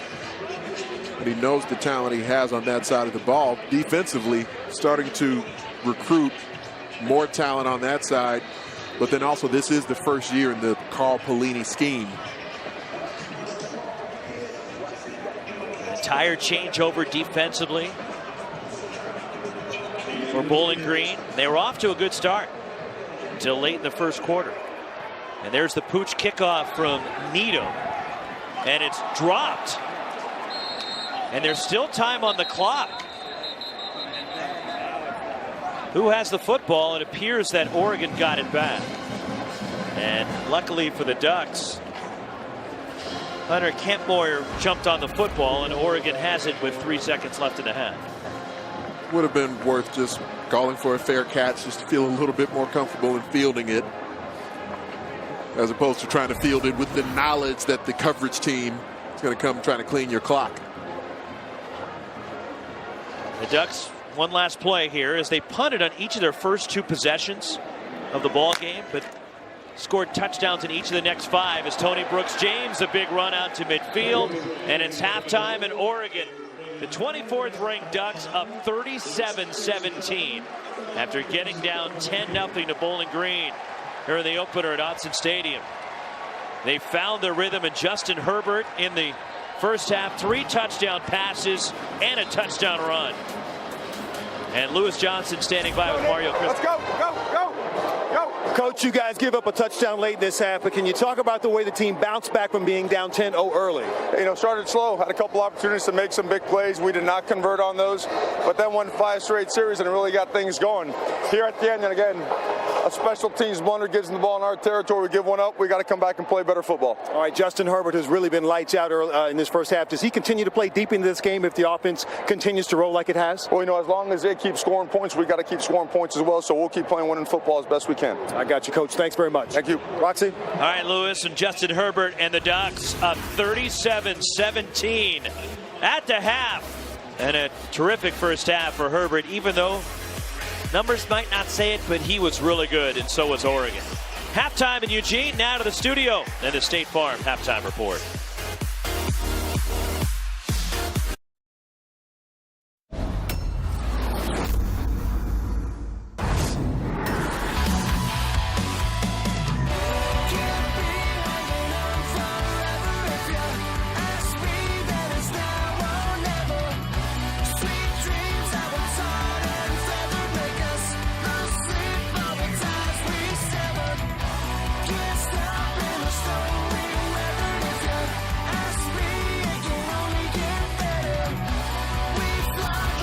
Getting ready for the start of the second half. Kickoff week presented by Opus Bank. Number 24, Oregon, leading Bowling Green 37-17, along with Anthony Herron and Lewis Johnson. Roxy Bernstein with you. Moments ago, Lewis caught up with Mike Jinks, head coach of Bowling Green. Well, Coach, let's talk offense first. You had some nice momentum early in the game, late in the second quarter. How do you recapture that now? Well, we got to go back to the basics, and we got to continue to run the football. And because those tackles, those defensive ends are giving us fits. One-on-one, we're having a little trouble, and the best way to slow those guys is to continue to run the ball at them. So we'll continue to do that. We'll commit to the run, and we'll continue. The kids doing a good job of getting the quick game off. We'll stick with a little of that as well. All right, on defense, you've got a challenge they're dealing with their passing game and then the run game. What are the keys here in the second half? We always slow down and run a little bit. The bottom line is we can't give up the explosive plays. We got to make them earn it. We can make them earn it. We give ourselves a chance for them to make a mistake. So that's our focus. That's what we talked about at halftime, and let's go see if we can execute it. All right, Mike, thanks very much. Thanks, Lewis. All right, Lewis, those big plays hurting Bowling Green as Oregon got going in the second quarter as the kickoff from Zach Emerson results in a touchback out to the 25 for Bowling Green. And welcome up to the booth along with Anthony Roxy with you. And Oregon, a slow start. What did you see, Ant, that got them going there in the second quarter? A lot of other players on the field started to step their game up to the level that Justin Herbert was playing at. A lot of the first quarter, he had some drops from some of his playmakers on the outside. He continues to deliver the football with extreme accuracy. The offensive line really started to get that ground attack churning as well. Right now, 131 rushing yards for Oregon's offense. That's really what drives them overall, is the ability to rush the football, and then the passing lanes open up from there. Oregon's offense, first 2 drives, 9 yards. The next 5, all resulting in touchdowns, 250 yards. As that play, the handoff to Andrew Clare, and not much there. Jordan Scott was wearing that club now on his right hand with the tackle. Those are no fun, because you want, as a defensive lineman, to be able to utilize your hands, your fingers to get your hands inside on an offensive lineman. And when you extend to jack the leverage up of the blocker, you likely are trying to grasp that breastplate somewhere, and you can't do that when you have your hand wrapped in a Q-tip. Second down 11. And it's the draw for Andrew Clare. And Oregon swallows him up. Right into the line, Jalen Jelks. Jordan Scott get up from the pile. And it's 3rd and long for Bowling Green. Jarrett Dagey in the first half, 15 of 23, 125 yards and a couple of touchdowns. 10 catches for Scott Miller in the first half. And on 3rd down, you would think that's who Dagey will be looking for. He's in the slot. And the pass, and it's picked off by Amadi. Ugochukwu Amadi cuts it back. Touchdown, Oregon. 6th career interception for Amadi, the senior from Nashville. And the pick 6. And it's 43-17 awaiting the extra point. The Ducks saw this coming the whole way. Troy Dye was right there in the passing lane, and the ball sails over the head of the intended wide receiver. Ugochukwu knows what to do with it after he catches the ball. Gets those legs churning like a choo-choo train. Has a convoy leading him to the paint. 38 yards on the pick 6 for Ugochukwu Amadi.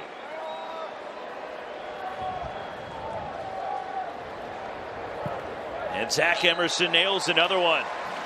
44-17 Ducks. Amadi's pumped, and Oregon's rolling.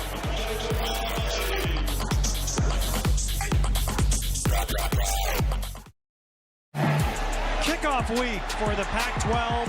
It doesn't get any better. Intercepted again. Pick 6 for the Bears.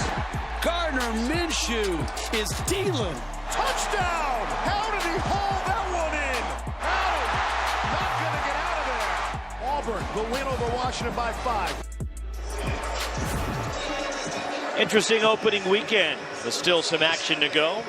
And the Ducks, after a little bit of a slow start against Mike Jinks and Bowling Green, now up 44-17 as the pick 6 is Jarrett Dagey. Intercepted by Ugochukwu Amadi, who takes it back to the house. Emerson to kick off again. The Oregon defense tonight caused a fumble, turnover on downs, and now a pick 6. So the defense getting into the act. Ravion Hargrave on the return, or Hargrove rather, gets to the outside and pushed out into the Oregon bench.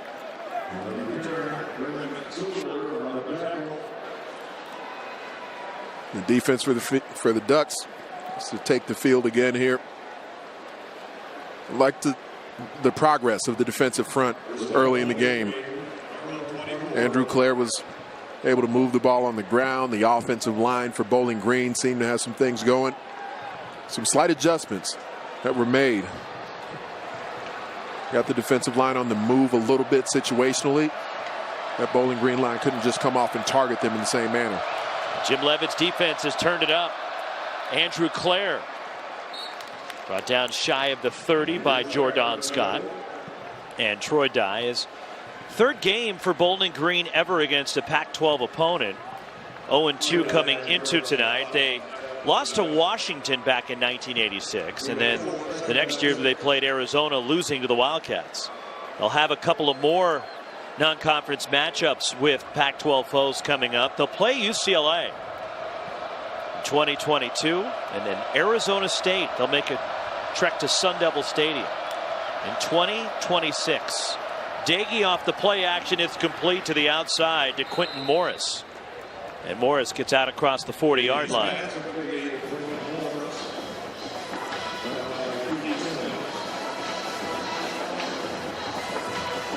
$14 yards and a first down for the Falcons. Dagey, the sophomore, who made 5 starts as a true freshman last year.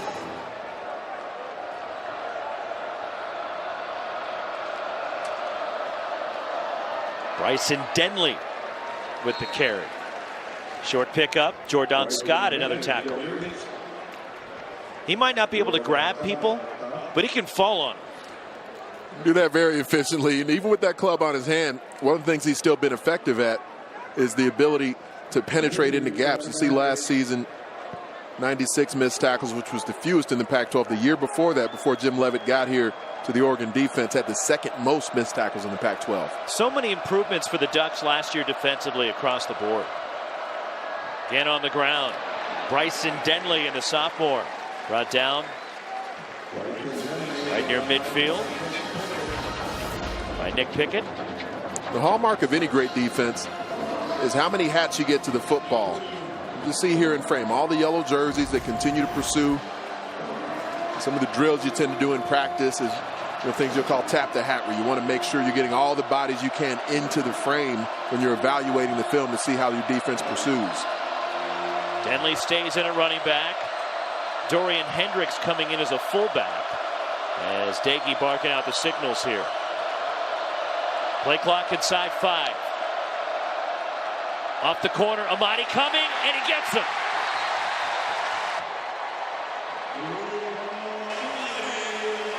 Ugochukwu Amadi, a sack for a loss of 8. Amadi can play virtually anywhere within the secondary. Even in some situations, he'll be more of a linebacker. You'll see him come from the slot defender just in the same manner that Chidobe Awuzie used to do when Jim Leavitt was the defensive coordinator at Colorado just a couple of seasons back. He's got a similar frame and a similar game. Third sack for the Oregon defense. Amadi now back to return, standing at his 15. Grant Tinnerman with the punt. Decent punt this time. It takes a Bowling Green bounce. And it goes inside the 15. So Justin Herbert, he's coming back as the Oregon quarterback is having a big night. Will look to keep it going. The Ducks in command early in the third.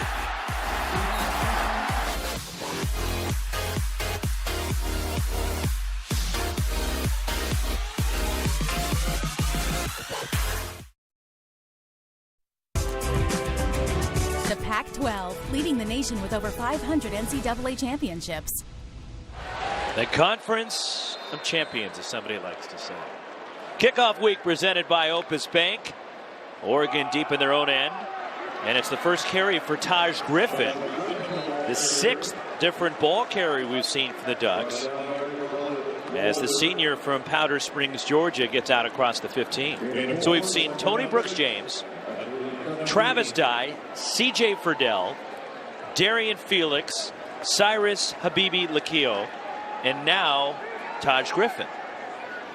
It won't surprise me one bit if Taj Griffin breaks off a big run. Well, there's a screen to Taj Griffin, and Taj Griffin could be off to the races. Oh, he is. He gone. Touchdown. 83 yards.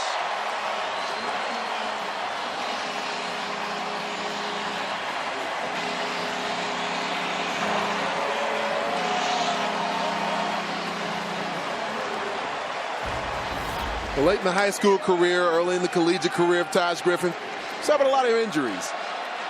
But he has always had speed to burn. You give him a lane, and that's similar refrain to DeAnthony Thomas. He's gone.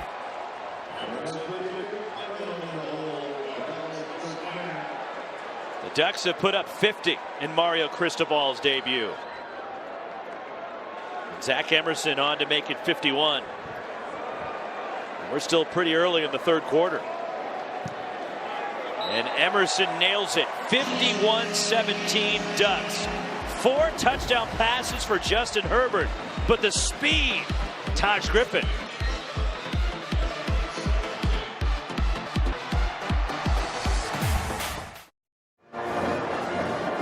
(51-17). Justin Herbert dumps it off, and Taj Griffin does the rest. It's about time one of these playmakers helped Justin Herbert's numbers tonight. 4 touchdown passes and a touchdown run. The easiest pass completion he had all day ended up being the longest one.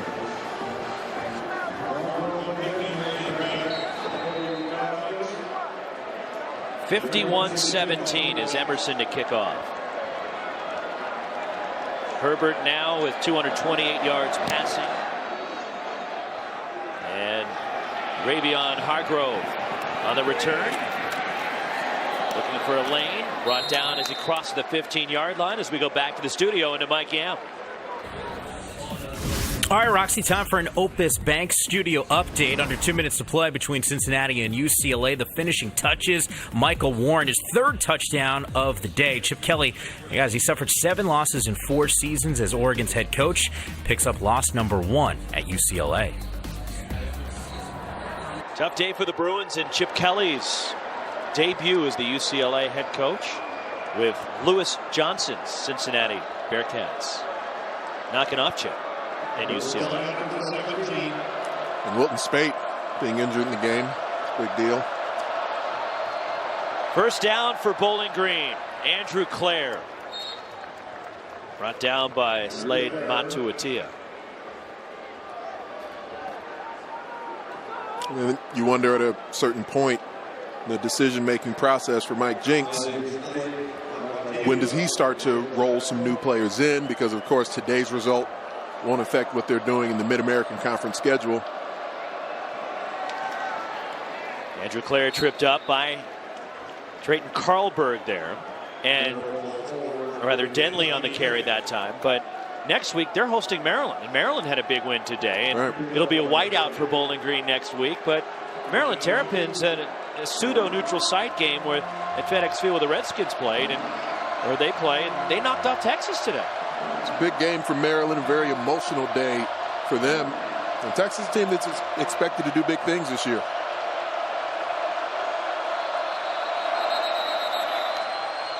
Timeout, Bowling Green. Timeout, Bowling Green. Their first charge timeout of the half.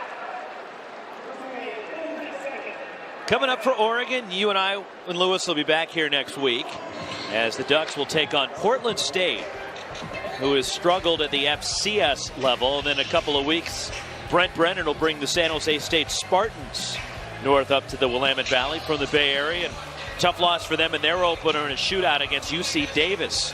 And Dan Hawkins on Thursday night, Montel Aaron, quarterback, put up decent numbers for San Jose State. Both those games will be on Pac-12 Network. And look, Ann, we've heard the criticism of Oregon's non-conference schedule with Bowling Green, a team that won 2 games last year, Portland State next week, and then San Jose State. And this was not supposed to be the case. Texas A&M originally was on the schedule this year, and Texas A&M backed out of an agreement. Now they had a clause in there which allowed them to do so, as on third down, Bowling Green is able to get just enough to move the sticks in a first down. But there was a clause in the contract with Texas A&M that the Aggies could get out of the deal if they switched conferences. So they were able to get out of the deal when they left the Big 12 and joined the SEC, which left Oregon with a huge void to fill. It was a decent-sized check that had to be cut as well, but when you look at trying to reform a non-conference slate that close to the start of the season when the decision was actually made, then it's very difficult to get another top-flight opponent. We know Oregon in their non-conference is known for playing nationally ranked foes. Jordan Scott was getting looked at. Went off the field as Bryson Denley, the ball carrier, to the 30-yard line. And speaking of the non-conference opponents, and Rob Mullins talked about this with Lewis earlier, the non-conference slate, which they're scheduling into the future as far out as 2030 with a home-and-home with Michigan State. They just finished a home-and-home with Michigan State recently. But Baylor, Texas Tech, they're going to play the neutral site game against Georgia, which it's not a neutral site, right? It's about an hour from Athens. It never is with the SEC. Even Ohio facing State? Auburn next year in Arlington, Texas, it's not as close as Auburn going to Atlanta like they did today with Washington. Auburn will actually have to get on an airplane, unlike hopping on a bus and going 90 minutes. Daggy fires to the sideline, coming back. It's caught, first down. Quentin Morris for Bowling Green out across the 40.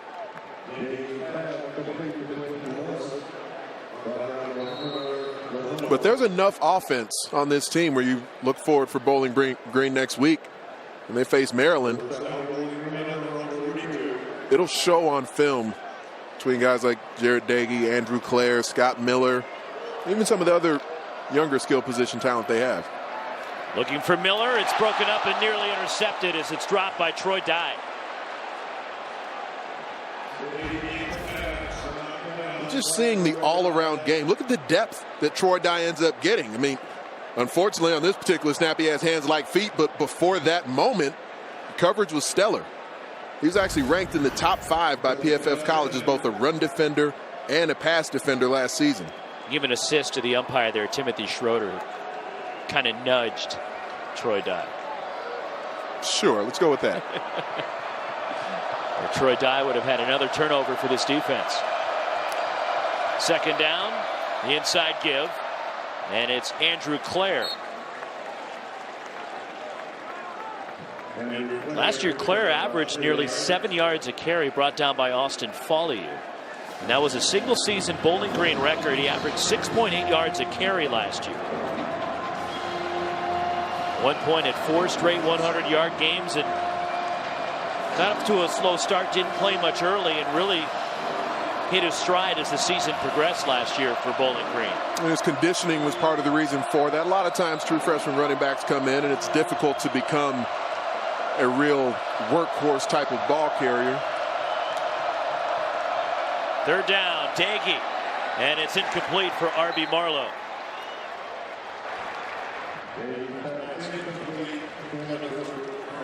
There are various ways you can defend the pass. We saw a moment ago the pass deflection from Troy Dye. Look at the pass rush he's bringing off the edge here. Bull rushes the tackle, runs him smack dab over, and then lays heavy on the quarterback. He, to me, is my preseason pick for Pac-12 Defensive Player of the Year. There's just so many fun things he's going to be allowed to do in this defensive scheme. Grant Tinnerman with Ugo Chukwu Amadi back to return. It's Tinnerman with the punt. Ugo Chukwu Amadi on the move. And he's spun down right across the 20-yard line. Oregon gets the football back in a commanding lead. Sun setting here in Eugene on this Saturday night.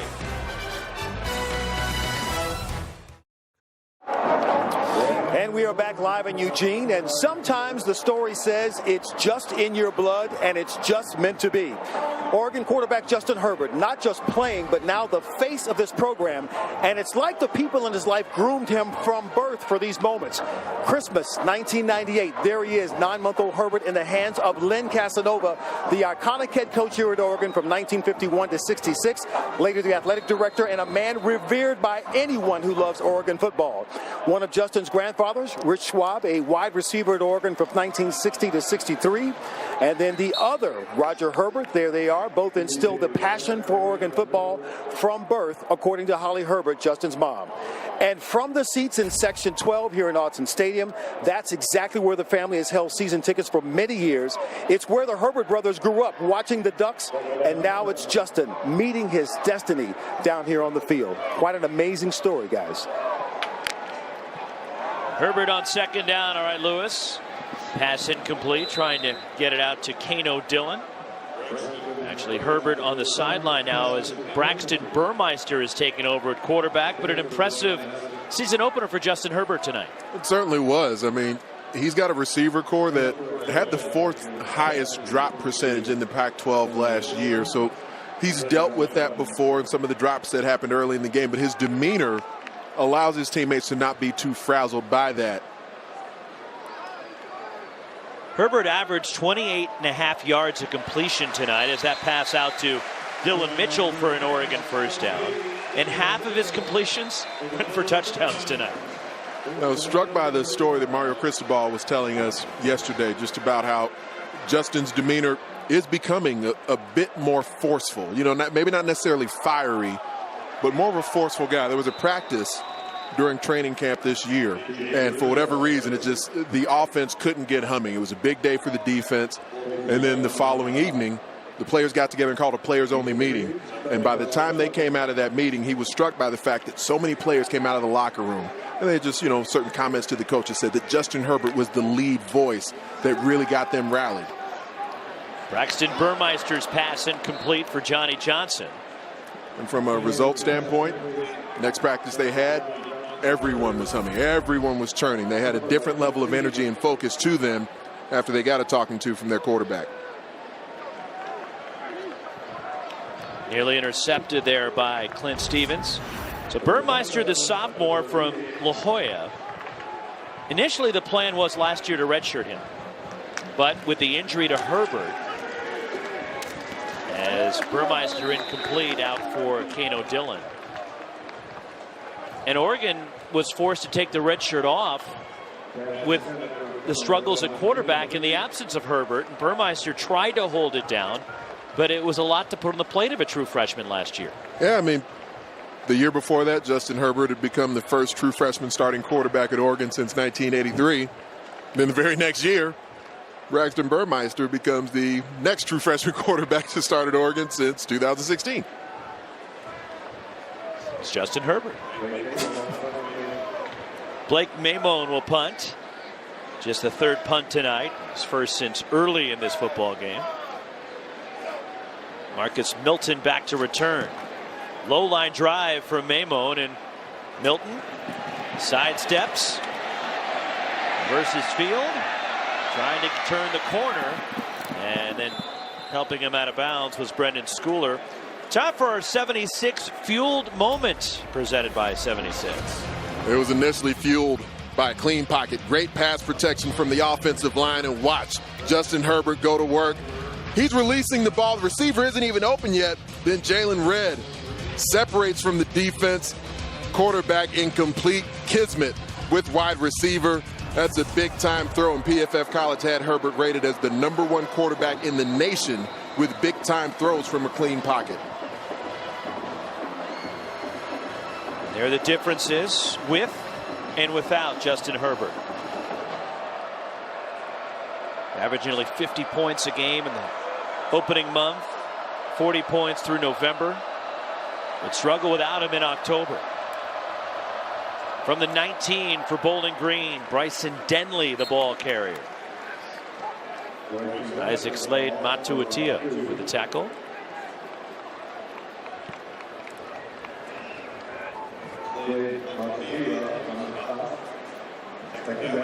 Second down 8 for Bowling Green. Remember when it was 10-0 Bowling Green? It's like, all right, got ourselves a game here. And Bowling Green was feeling good. Oregon offense was stalling early. But then Justin Herbert got him going, and the defense picked up as well. Daigie's pass, it's complete. Derek Pudavong out across the 35 and a first down. Khalif Halasi on the tackle, the freshman for Oregon. 16 yards to Pudavong.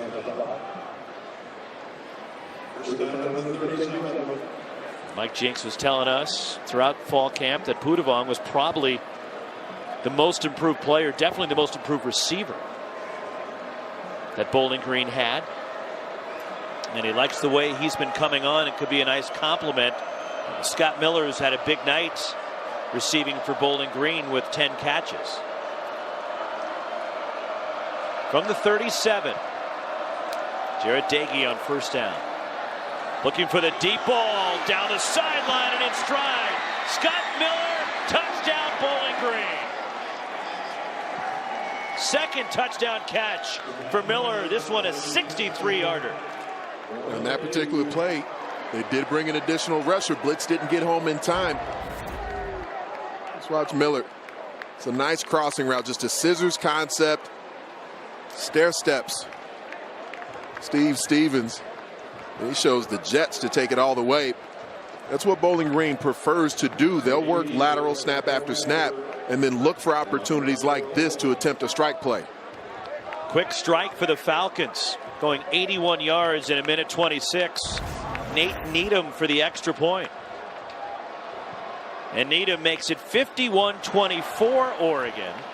And Scott Miller's certainly the bright spot tonight for Bowling Green. A huge night for the senior from Barrington, Illinois.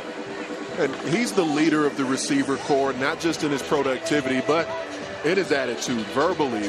When you're running the air raid and you've got a lot of receivers out there on the field at the same time, sometimes you need to get people lined up. Sometimes you need to let folks know when it's time for a motion, when it's not. It's a well-thrown ball by Daigie. Scott Miller's going to have a lot of big numbers this season in this offense, especially because Daigie seems to be such a talented young passer. 7th career 100-yard game for Miller. As a sophomore, had a career best 161 in a game against North Dakota. As a sophomore, was first team All-MAC. And then last year was third team. His production down a little bit. Well, we mentioned the numbers that Oregon had with and without Justin Herbert last year.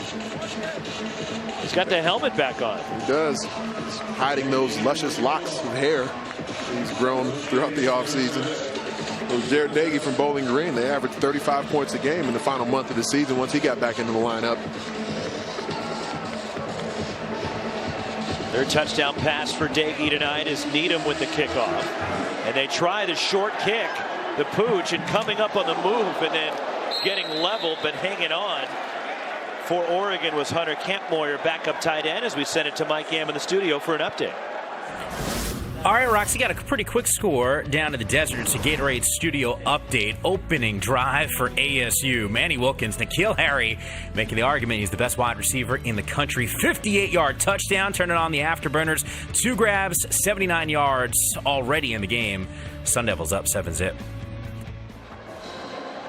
Good start for the Herm Edwards era. And when you've got arguably the best receiver in college football, get him the ball. It's Justin Herbert back in the game. And this is Travis Dye on the carry, brought down shy of midfield by Colby Coleman, the linebacker. So Burmeister comes in for a series, and now Herbert is back in. Well, Mario Cristobal did tell Lewis Johnson going into the locker room at halftime, if we keep giving up points and Bowling Green keeps scoring, we're going to have to keep scoring ourselves. Travis Dye gets the first down into Bowling Green territory. Josh Crosland with the tackle, along with Jonah Harper. It is interesting he didn't give Burmeister perhaps consecutive series. Pistol look and a play action for Herbert. Throwing. And there's a flag down on the play, and Mitchell was the intended target, broken up by Fred Garth, the senior safety. But we'll check the flag as Dylan Mitchell turned the other way. Holding defense number 4. 10-yard penalty, automatic first down. And Fred Garth called for defensive holding, gives the Ducks another first down. Another ill-timed penalty for Bowling Green. Some of them have been on their offense, some have been defensively. It's the 5th penalty of the game for the Falcons. Spots it at the 35 of Bowling Green. Travis Dye tries to spin it to the outside. Marcus Milton on the tackle after a gain of 8. Final 2 minutes of this third quarter. And Oregon, the Ducks, in their 13-game home winning streak in openers. They've averaged 57 points in those games. Nice open field tackle by Colby Coleman on Travis Dye.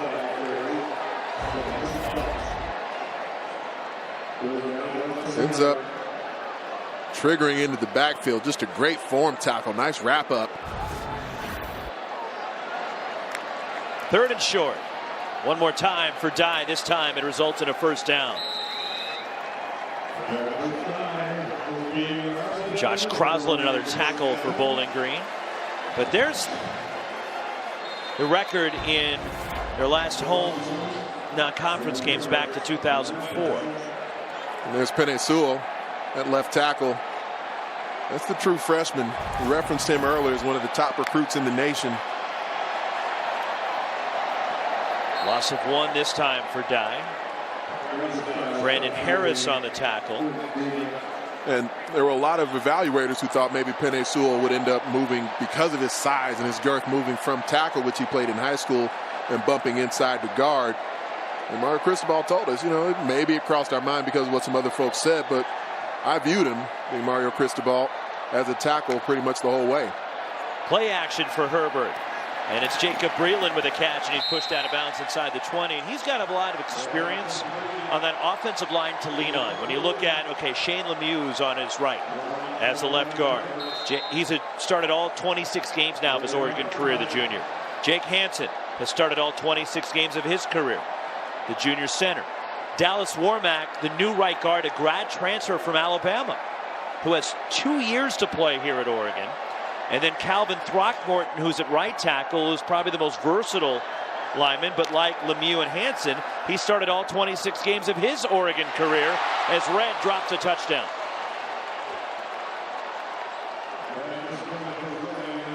They only drop passes when Herbert's in, huh? We've reached the end of 3 at Autzen Stadium as Oregon, 24th ranked Ducks, carry a 51-24 lead to the 4th.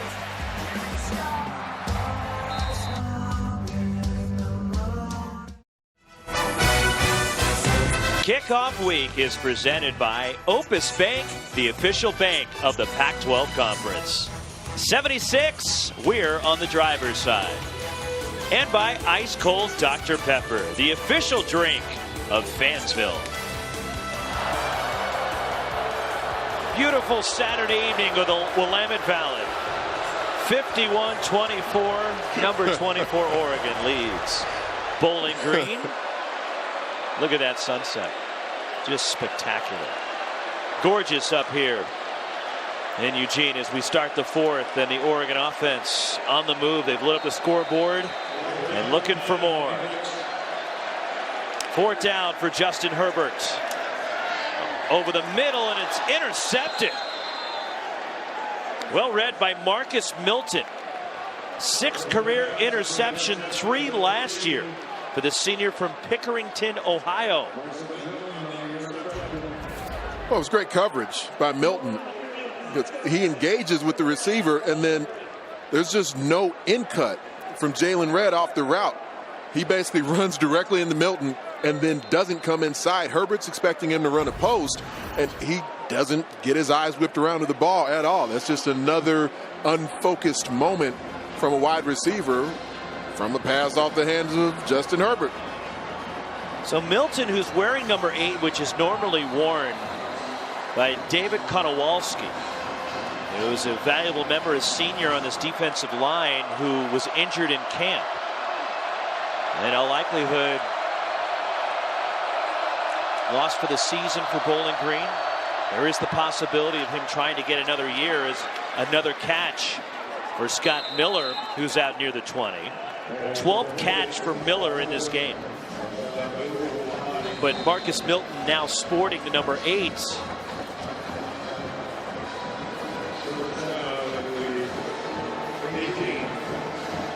Honoring his teammate.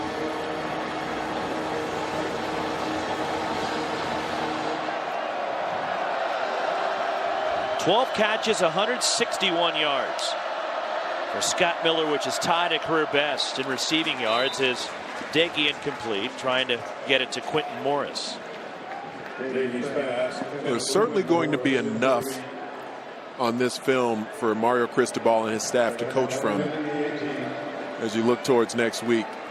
When you have these season opening games, you know, it's one thing for, we talked about this a bit on Thursday night in Salt Lake City, where, you know, you go out there and you get up early and you start to lose focus and things get sloppy. There's more meat on the bone for your coach to try and drive you into that next game. Short pickup to Andrew Clare. It brings up 3rd down.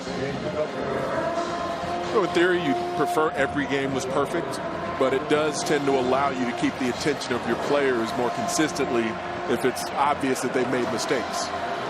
Go back to our game Thursday in Salt Lake City, where Utah got down early.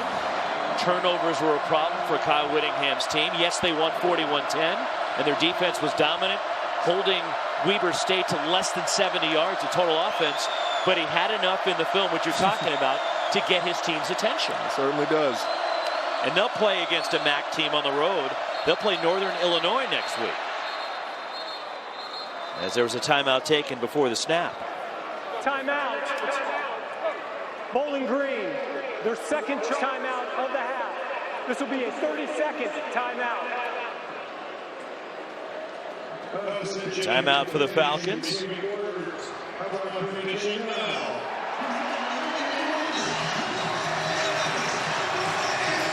So here is the Oregon schedule, which we alluded to. Portland State, San Jose State, both on Pac-12 Network coming up the next couple of weeks. Then the schedule gets interesting. And we'll know a lot more about this Oregon team when they play Stanford in week 4. As Stanford had a good win over San Diego State last night, despite Bryce Love being bottled up. Right. They started slow. But then you got Cal on the road, your first road game, and Justin Wilcox, the former Duck. And the Golden Bears had a nice win at home. A terrific defensive performance against North Carolina in Berkeley today. Then you've got, after a bye week, a huge matchup with Washington right here. The schedule will certainly just get tougher and tougher. I think at least the first few weeks of the month of September, there won't be too much for Ducks fans to worry about. On third down, Dagey. And a big hit on Miller, who hangs on after Matrell McGraw buried him around the 25-yard line. And Miller will slow walk into the sideline after his 13th catch and a new career high in receiving yards. And McGraw had a beat on this one the entire way, and Scott Miller did a phenomenal job holding on to this one because he took a thump from McGraw. Oh, yeah. Pads popping on the opening night. Amadi back to return again for Oregon as Tinnerman will punt. Ugo Chukwu Amadi lets it bounce sideways, and it goes out of bounds. And Oregon with the football. 12:48 to play. The Ducks 51. Bowling Green 24.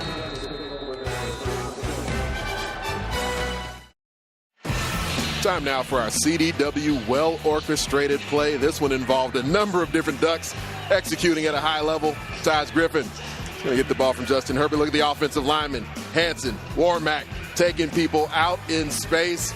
And then once Griffin gets into the open field, nothing but space, opportunity, and taillights.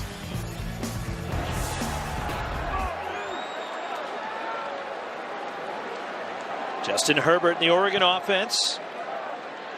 Back on the field at their own 32-yard line. 12:48 to play. Along with Anthony Herron and Lewis Johnson, Roxy Bernstein with you, our Pac-12 Network crew on this opening weekend of college football at Autzen Stadium. Number 24 Oregon and Bowling Green. Second down for the Ducks. Herbert has thrown 4 touchdowns tonight. He's run in another. Left the game briefly, then came back as Braxton Burmeister got a series. C.J. Verdell, and he's hit behind the line and a tackle for loss. Kyle Jr., nice play. I must say, things certainly have been, even though there's only one penalty in the game, Oregon hasn't had a penalty since midway through the first quarter. But just from an execution standpoint, it hasn't been clean. It's been sloppy at times from an execution basis offensively. How much do you chalk that up to being the opening game? As Herbert incomplete, trying to get that one out to Dylan Mitchell. My impression would be that there's multiple reasons for it. The opening game is definitely a part of it because you tend to see that just a lot in college football. When there's a team who has their opponent overmatched, they start a little bit slow. But even once Oregon began to build some momentum and they started to make some more plays befitting of what you expect from this offense, it was still inconsistent. They sort of plateaued, and now things have leveled off again. Tom Snee getting a chance to punt now for the Ducks. Just over 12 minutes to play. Bowling Green will get the ball back. And Snee with a nice punt. Fair catch called for. And Marcus Milton gets hit, and there is a flag. Hockey Woods Jr., the senior from Chicago. Former JC All-American, spent 2 years at Indiana State. Well, it was certainly a fair catch signal. He started to throttle down. Kicking team, number 12. 15-yard penalty, automatic first down. So free 15 for Bowling Green. Oregon, a little sloppy play, but still up big over the Falcons. 51-24, number 24 Oregon leading Bowling Green. Exactly 12 minutes to go here at Autzen Stadium as the Falcons have the ball at the 40-yard line after the personal foul call and the kick-catch interference on Hockey Woods. Jarrett Dagey, who's thrown 3 touchdowns tonight, the sophomore. Under pressure, racing away from Hollins, but goes down.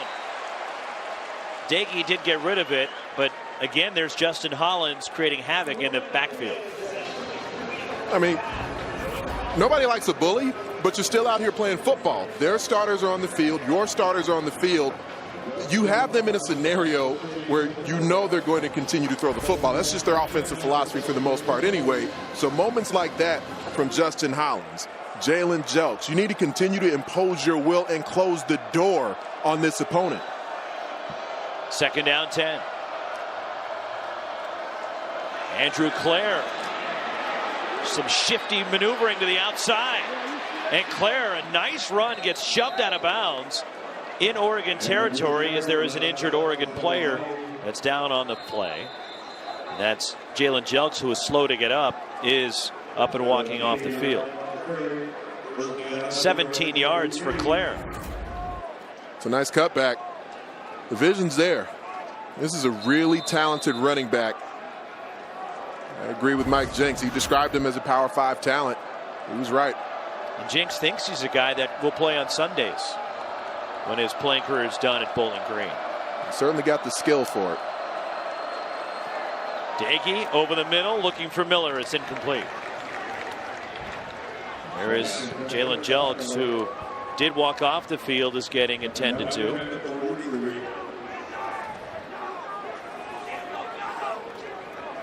And so, you know, folks could look at this and there may be Oregon fans wondering, well, why are our starters still in the game? And that's, you know, certainly the decision of Mario Cristobal and Jim Leavitt and the coaching staff.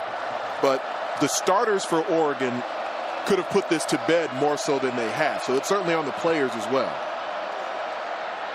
Russell down. And the carry for Ravion Hargrove. Austin Folliou along with Troy Dye. And moments like this, I mean, the reps are important that they're getting right now just from a fundamental standpoint. And you want to, you know, try and make sure you're learning to play the game consistently at a proper level physically. But the intangible part of it, that extra heartbeat that you want to play with in every big moment, getting consistency there is why these moments are important also. Jelks, Jordan Scott, Hollins, Dye, at least 8 tackles apiece tonight. So the playmakers have been active for Oregon defensively. Dagey to the outside, and it's caught. Jordan Wayne Prather. JC transfer from Antelope Valley Junior College in Southern California. Brings up 4th down for Bowling Green at the 40-yard line. And so just putting my coaching hat on, you know, I'm in the mind frame of where I'm sure Mario Cristobal and his staff will be as they get into the week of preparation for Portland State. They're going to win this game by decision, but that knockout blow was possible multiple times, and they haven't landed it. Empty backfield for Dagey. Looking for the deep ball, and it's well overthrown. Trying to get it to Derek Pudavong. And a turnover on downs by Bowling Green with 9:56 remaining. And we'll see how Oregon plays this offensively here, up 51-24. Well, so far, what have you seen from Oregon in this one? I've seen a lot of skill, and you know, we talked about the demeanor of Justin Herbert and some of the growth that's been there. Even without a fiery speech or yelling or doing anything rah-rah, I've seen intensity and focus from Justin Herbert throughout the night. I've seen that inconsistently from his teammates, though, especially the skill position guys on the outside, needing to catch the ball more cleanly, finish routes later in this game. Herbert throwing, it's tipped, and it's intercepted. Fred Garth with the pick for Bowling Green. Second career interception, and the second interception for Bowling Green of Herbert. Another look at it here, partner. But to me, in live action, this looks like another route that maybe wasn't finished as well by Jalen Redd. Well, and that one, upon further review, the last route that led to an interception, that one certainly wasn't finished as well by Redd. This one, defender probably tugged at his shoulder a little bit and then made a deflection coming back shoulder on him. Herbert just 9 of 20 with those 4 touchdown passes, but 2 interceptions. From the 45.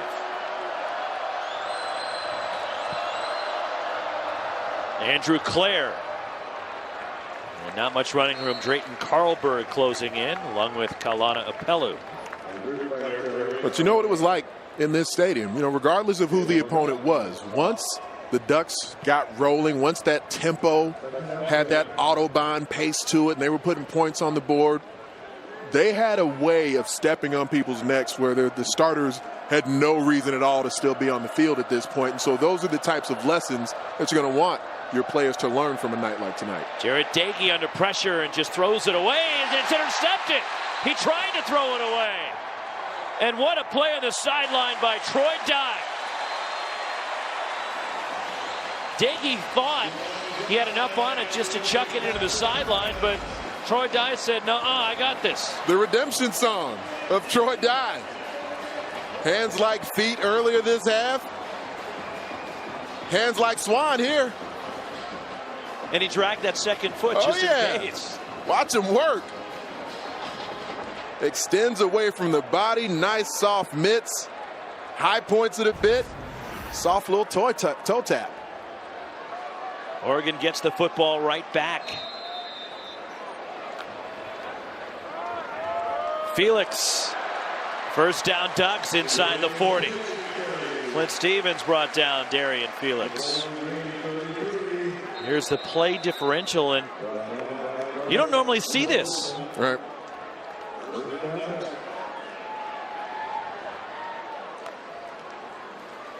Darian Felix again. Well, that pile's moving now. Offensive line looking like they might be a bit fired up here. Haven't seen them driving the folks off the ball in a couple of series like they have been these first 2 snaps.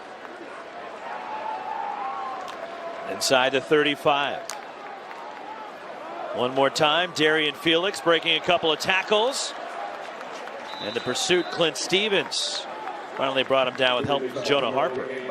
And there were some moments earlier in the game where I've been talking a lot about the pistol, and we'll get into that quite a bit here as we'll have the Ducks on the Pac-12 network for 3 weeks. There are some things mechanically, just the fundamentals, the steps, the spacing, tripping over each other a bit, some confusion at the mess point. That's what I see as just the first game miscommunications, those types of things. But drop passes or missed protections, those are the types of things that are more focus-based. Good protection for Herbert. Jalen Redd. Flag down in the secondary area, but it came in late. Maybe an illegal downfield block, but if the play stands, first down Ducks. Herbert to Redd, 18 yards.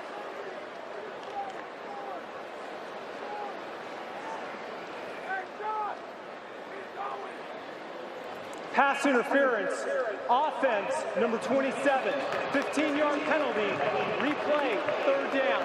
Jacob Breland, the tight end, called for offensive pass interference. Well, one of the things that they tend to look for is if you're going to run a crossing route, are you actually declaring yourself as a wide receiver when it happens? And they felt that Jacob Breland, as the inside receiver, once he went inside, didn't necessarily declare himself as a receiver, just appeared to go in and sort of block on the linebacker more, which ended up opening up the crossing route for Redd. 3rd down, back near midfield.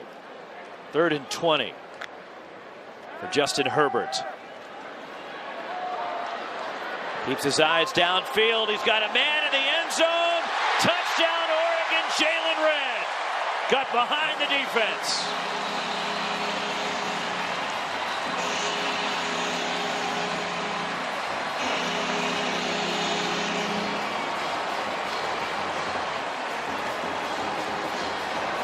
Holding, defense number 2. That penalty is declined. The result of the play is a touchdown. Understandably, not the most exuberant of celebrations afterwards in a half that hasn't gone as Oregon completely would have hoped. Largely because of their own doing.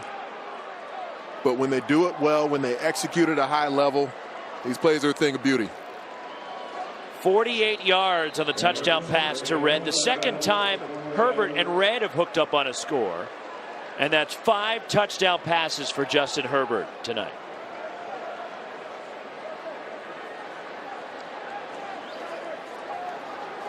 Zach Emerson, the extra point.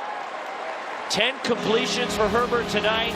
5 touchdowns. And 2 of those scores to Jalen Red.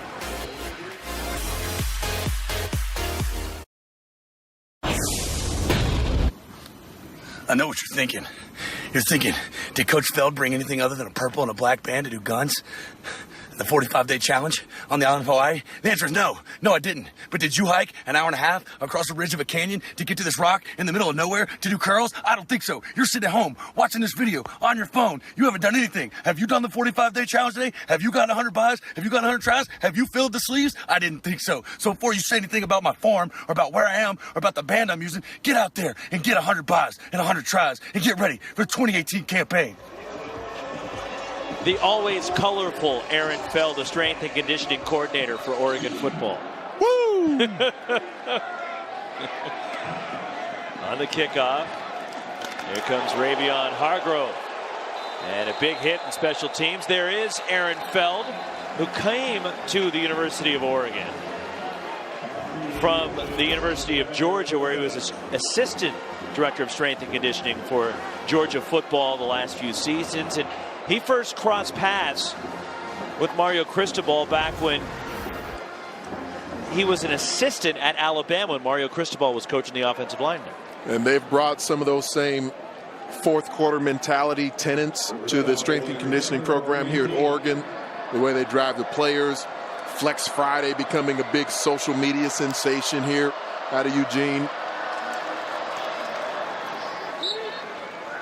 We're going to see you get out there next Friday on the next Flex Friday for Oregon? Well, we're at, what, about 240-ish push-ups for the duck tonight, and the duck is literally hobbling across the ground right now.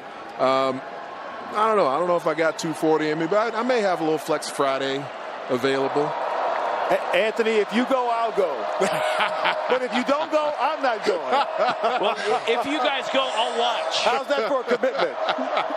I'll be there to support you guys. All right, Roxy, we know you got our back. We'll see how things time up with ant bites. You know, I got to get my ant bites in. I got a full plate, literally and figuratively. Yeah, a full plate of chocolate cake. Coach Feld's still getting after it. He's the get-back coach. He's the hype coach. He's the Flex Friday coach. He's the cheerleader. Wall-to-wall energy. And wall-to-wall curly stash. Now he's turning into Daniel Bryan. Yes, yes, yes. Maybe that'll be the next hairdo for Justin Herbert. On third down, Charles Lamar again the ball carrier, and he's brought down a yard shy of the first down. But this Oregon team, you know, there's a level of execution, there's an expectation associated with how they should attack opponents, how they should finish games. To me, I view them as the dark horse in the Pac-12 North. I think Washington's going to win the North. I think Washington's going to win the Pac-12. I picked, as I said the other night, Utah to win the Pac-12 South. I'm still not backing off of that. But if it's not Washington, to me, Oregon is right there in the discussion with Stanford as the other team that would compete in the North this season. So my expectations for this ball club are very high. I think they're skilled. Jim Leavitt was raving about the young defensive linemen and the way that they've come along. Some guys who hadn't played as much the last couple of years who've taken big steps forward. Shank from Grant Tinnerman. And Oregon gets the football back, and The head coaches at Oregon.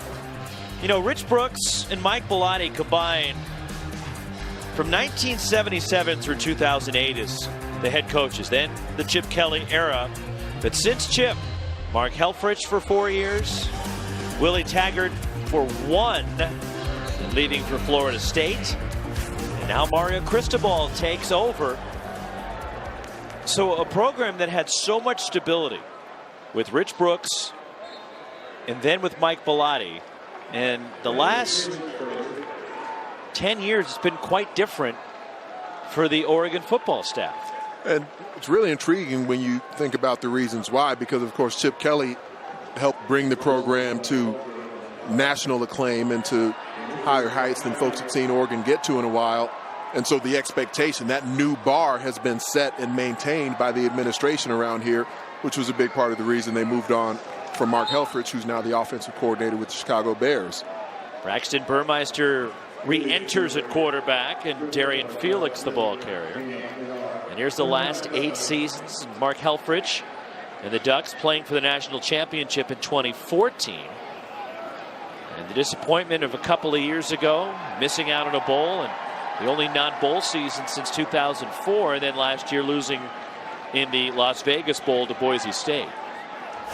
And that was technically the first game for Mario Cristobal as the head coach of this Oregon program. Now in his first full season, and that one just skipped at the feet of Felix by Burmeister. And nothing was there, and Oregon forced a punt. I've certainly seen things tonight, just from a sheer raw talent standpoint, that I'm very encouraged by.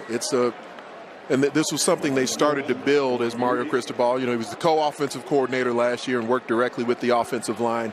And they started to develop a more physical mindset and more physical techniques with the offensive line. It made them bigger, more burly, and they have a more vertical attack with the way they block the opponent. And the pistol that they've added to the run game offensively, I think, will only enhance the way their backs are able to take advantage of the bigger offensive line they work with now. Tom Snee is second punt, and Oregon will let it roll, and they touch it inside the 20-yard line, and with 4 minutes to go, it'll be a Bowling Green football. Well, we have a moment here. I would like to send our best in recovery to good friend Pat Kilkenny, former Oregon athletic director. And there is PK Park all lit up. Pat Kilkenny Park over there just beyond the stadium here in Eugene. Autzen Stadium is recovering from surgery. Want to wish him very well in his recovery, and glad things are going well on the road back, and hope to see Pat Kilkenny hopefully soon here at Autzen Stadium. And we'll be back here next week. We'll be here in 2 weeks. Wishing Pat the best, and hopefully we'll see him in the near future. Hear, hear. Bowling Green with the ball at the 20. And they keep it on the ground. A change at quarterback is Grant Loy in the game for Bowling Green. Former walk-on, the 6'5 sophomore, takes over for Jared Dagey. The final score, breakdown of the best of the Pac-12, coming your way 11:30 Pacific tonight, right here on Pac-12 Network. Mike Yam and the guys in studio getting ready for the final score. Grant Loy, academic All-MAC selection last year. Played in 6 games a year ago. It's from New Washington, Ohio, where Loy was a 3-sport standout, including playing basketball for his dad, Phil, who's the hoops coach.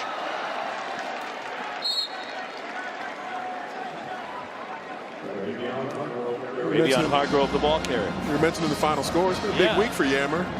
Finally hitting the road with the pregame. Let him out of his cage. Yeah, that's going to be fun to watch. Mascots are still getting along. That's cool. The Falcon and the Duck. Do you know Mike Yam's coming up later tonight? He is? Really? Yeah, 11:30, the final score. Check it out. But did you see him on the road?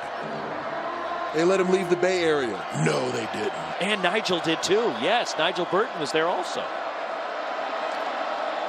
And Toby Gerhardt and Nick Aliotti are going to be in studio with Yammer tonight on the final score.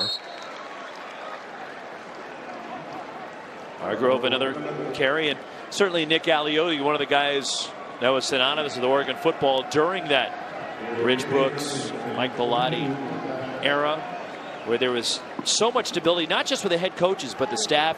Like Steve Greatwood, for example, who was the offensive line coach here forever, is now at Cal with Justin Wilcox. Gary Campbell, Don Pelham, longtime assistants. It's been a changeover here with Willie Taggart, now Mario Cristobal. You think of some of the great coaches also that have come and gone, like Chris Peterson, who was here, Jeff Tedford. As Oregon gets the ball back with 1:51 to go. Justin Herbert, you look at the final numbers and you're going, well, maybe it's not so great. But usually this is what we talk about. We just showed PK Park, Anthony. Yeah. About a starting pitcher. He pitched better than his numbers would indicate.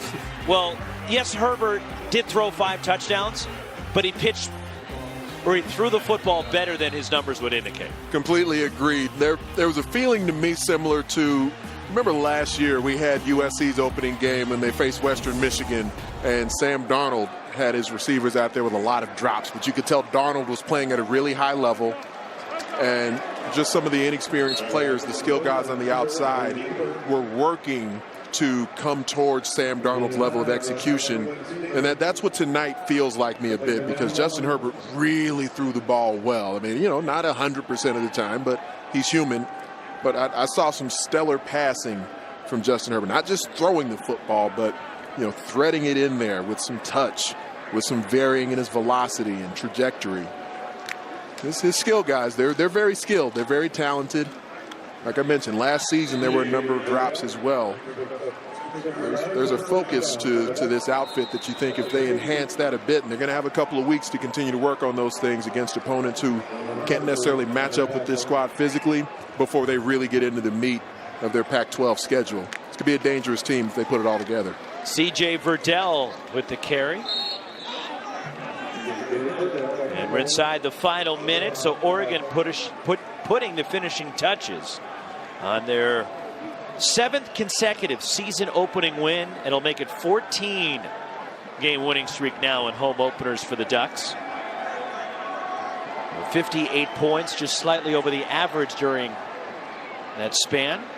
They averaged 57.1 points per game in that now what's to be a 14-game home opening winning streak, and they've scored 60 or more 6 times, and they'll fall just short of that tonight. But Mario Cristobal in his home debut as the Oregon head coach at Autzen Stadium, a convincing win after a slow start. The Ducks got going, and Oregon, a little bit of a choppy, uneven performance, but still a convincing win over Bowling Green. And I'd say more physical than the Oregon team I saw last season. That's a good thing. They said that was going to be the case, and I'm seeing a stronger, more physical group from a capability standpoint. Impressive talent on this roster. So the Oregon Ducks behind Justin Herbert tonight put up 58 points as Herbert throws 5 touchdowns, runs in another. And the Oregon Ducks, who got down 10-0, then erupted for a 30-point second quarter, led at 37-10 and cruised to a 58-24 victory in their opener against Bowling Green. For my partner Anthony Herron, Lewis Johnson, our great Pac-12 Network crew, Roxy Bernstein saying so long from Autzen Stadium in Eugene. Coming up now, the post-game report right here on Pac-12 Network.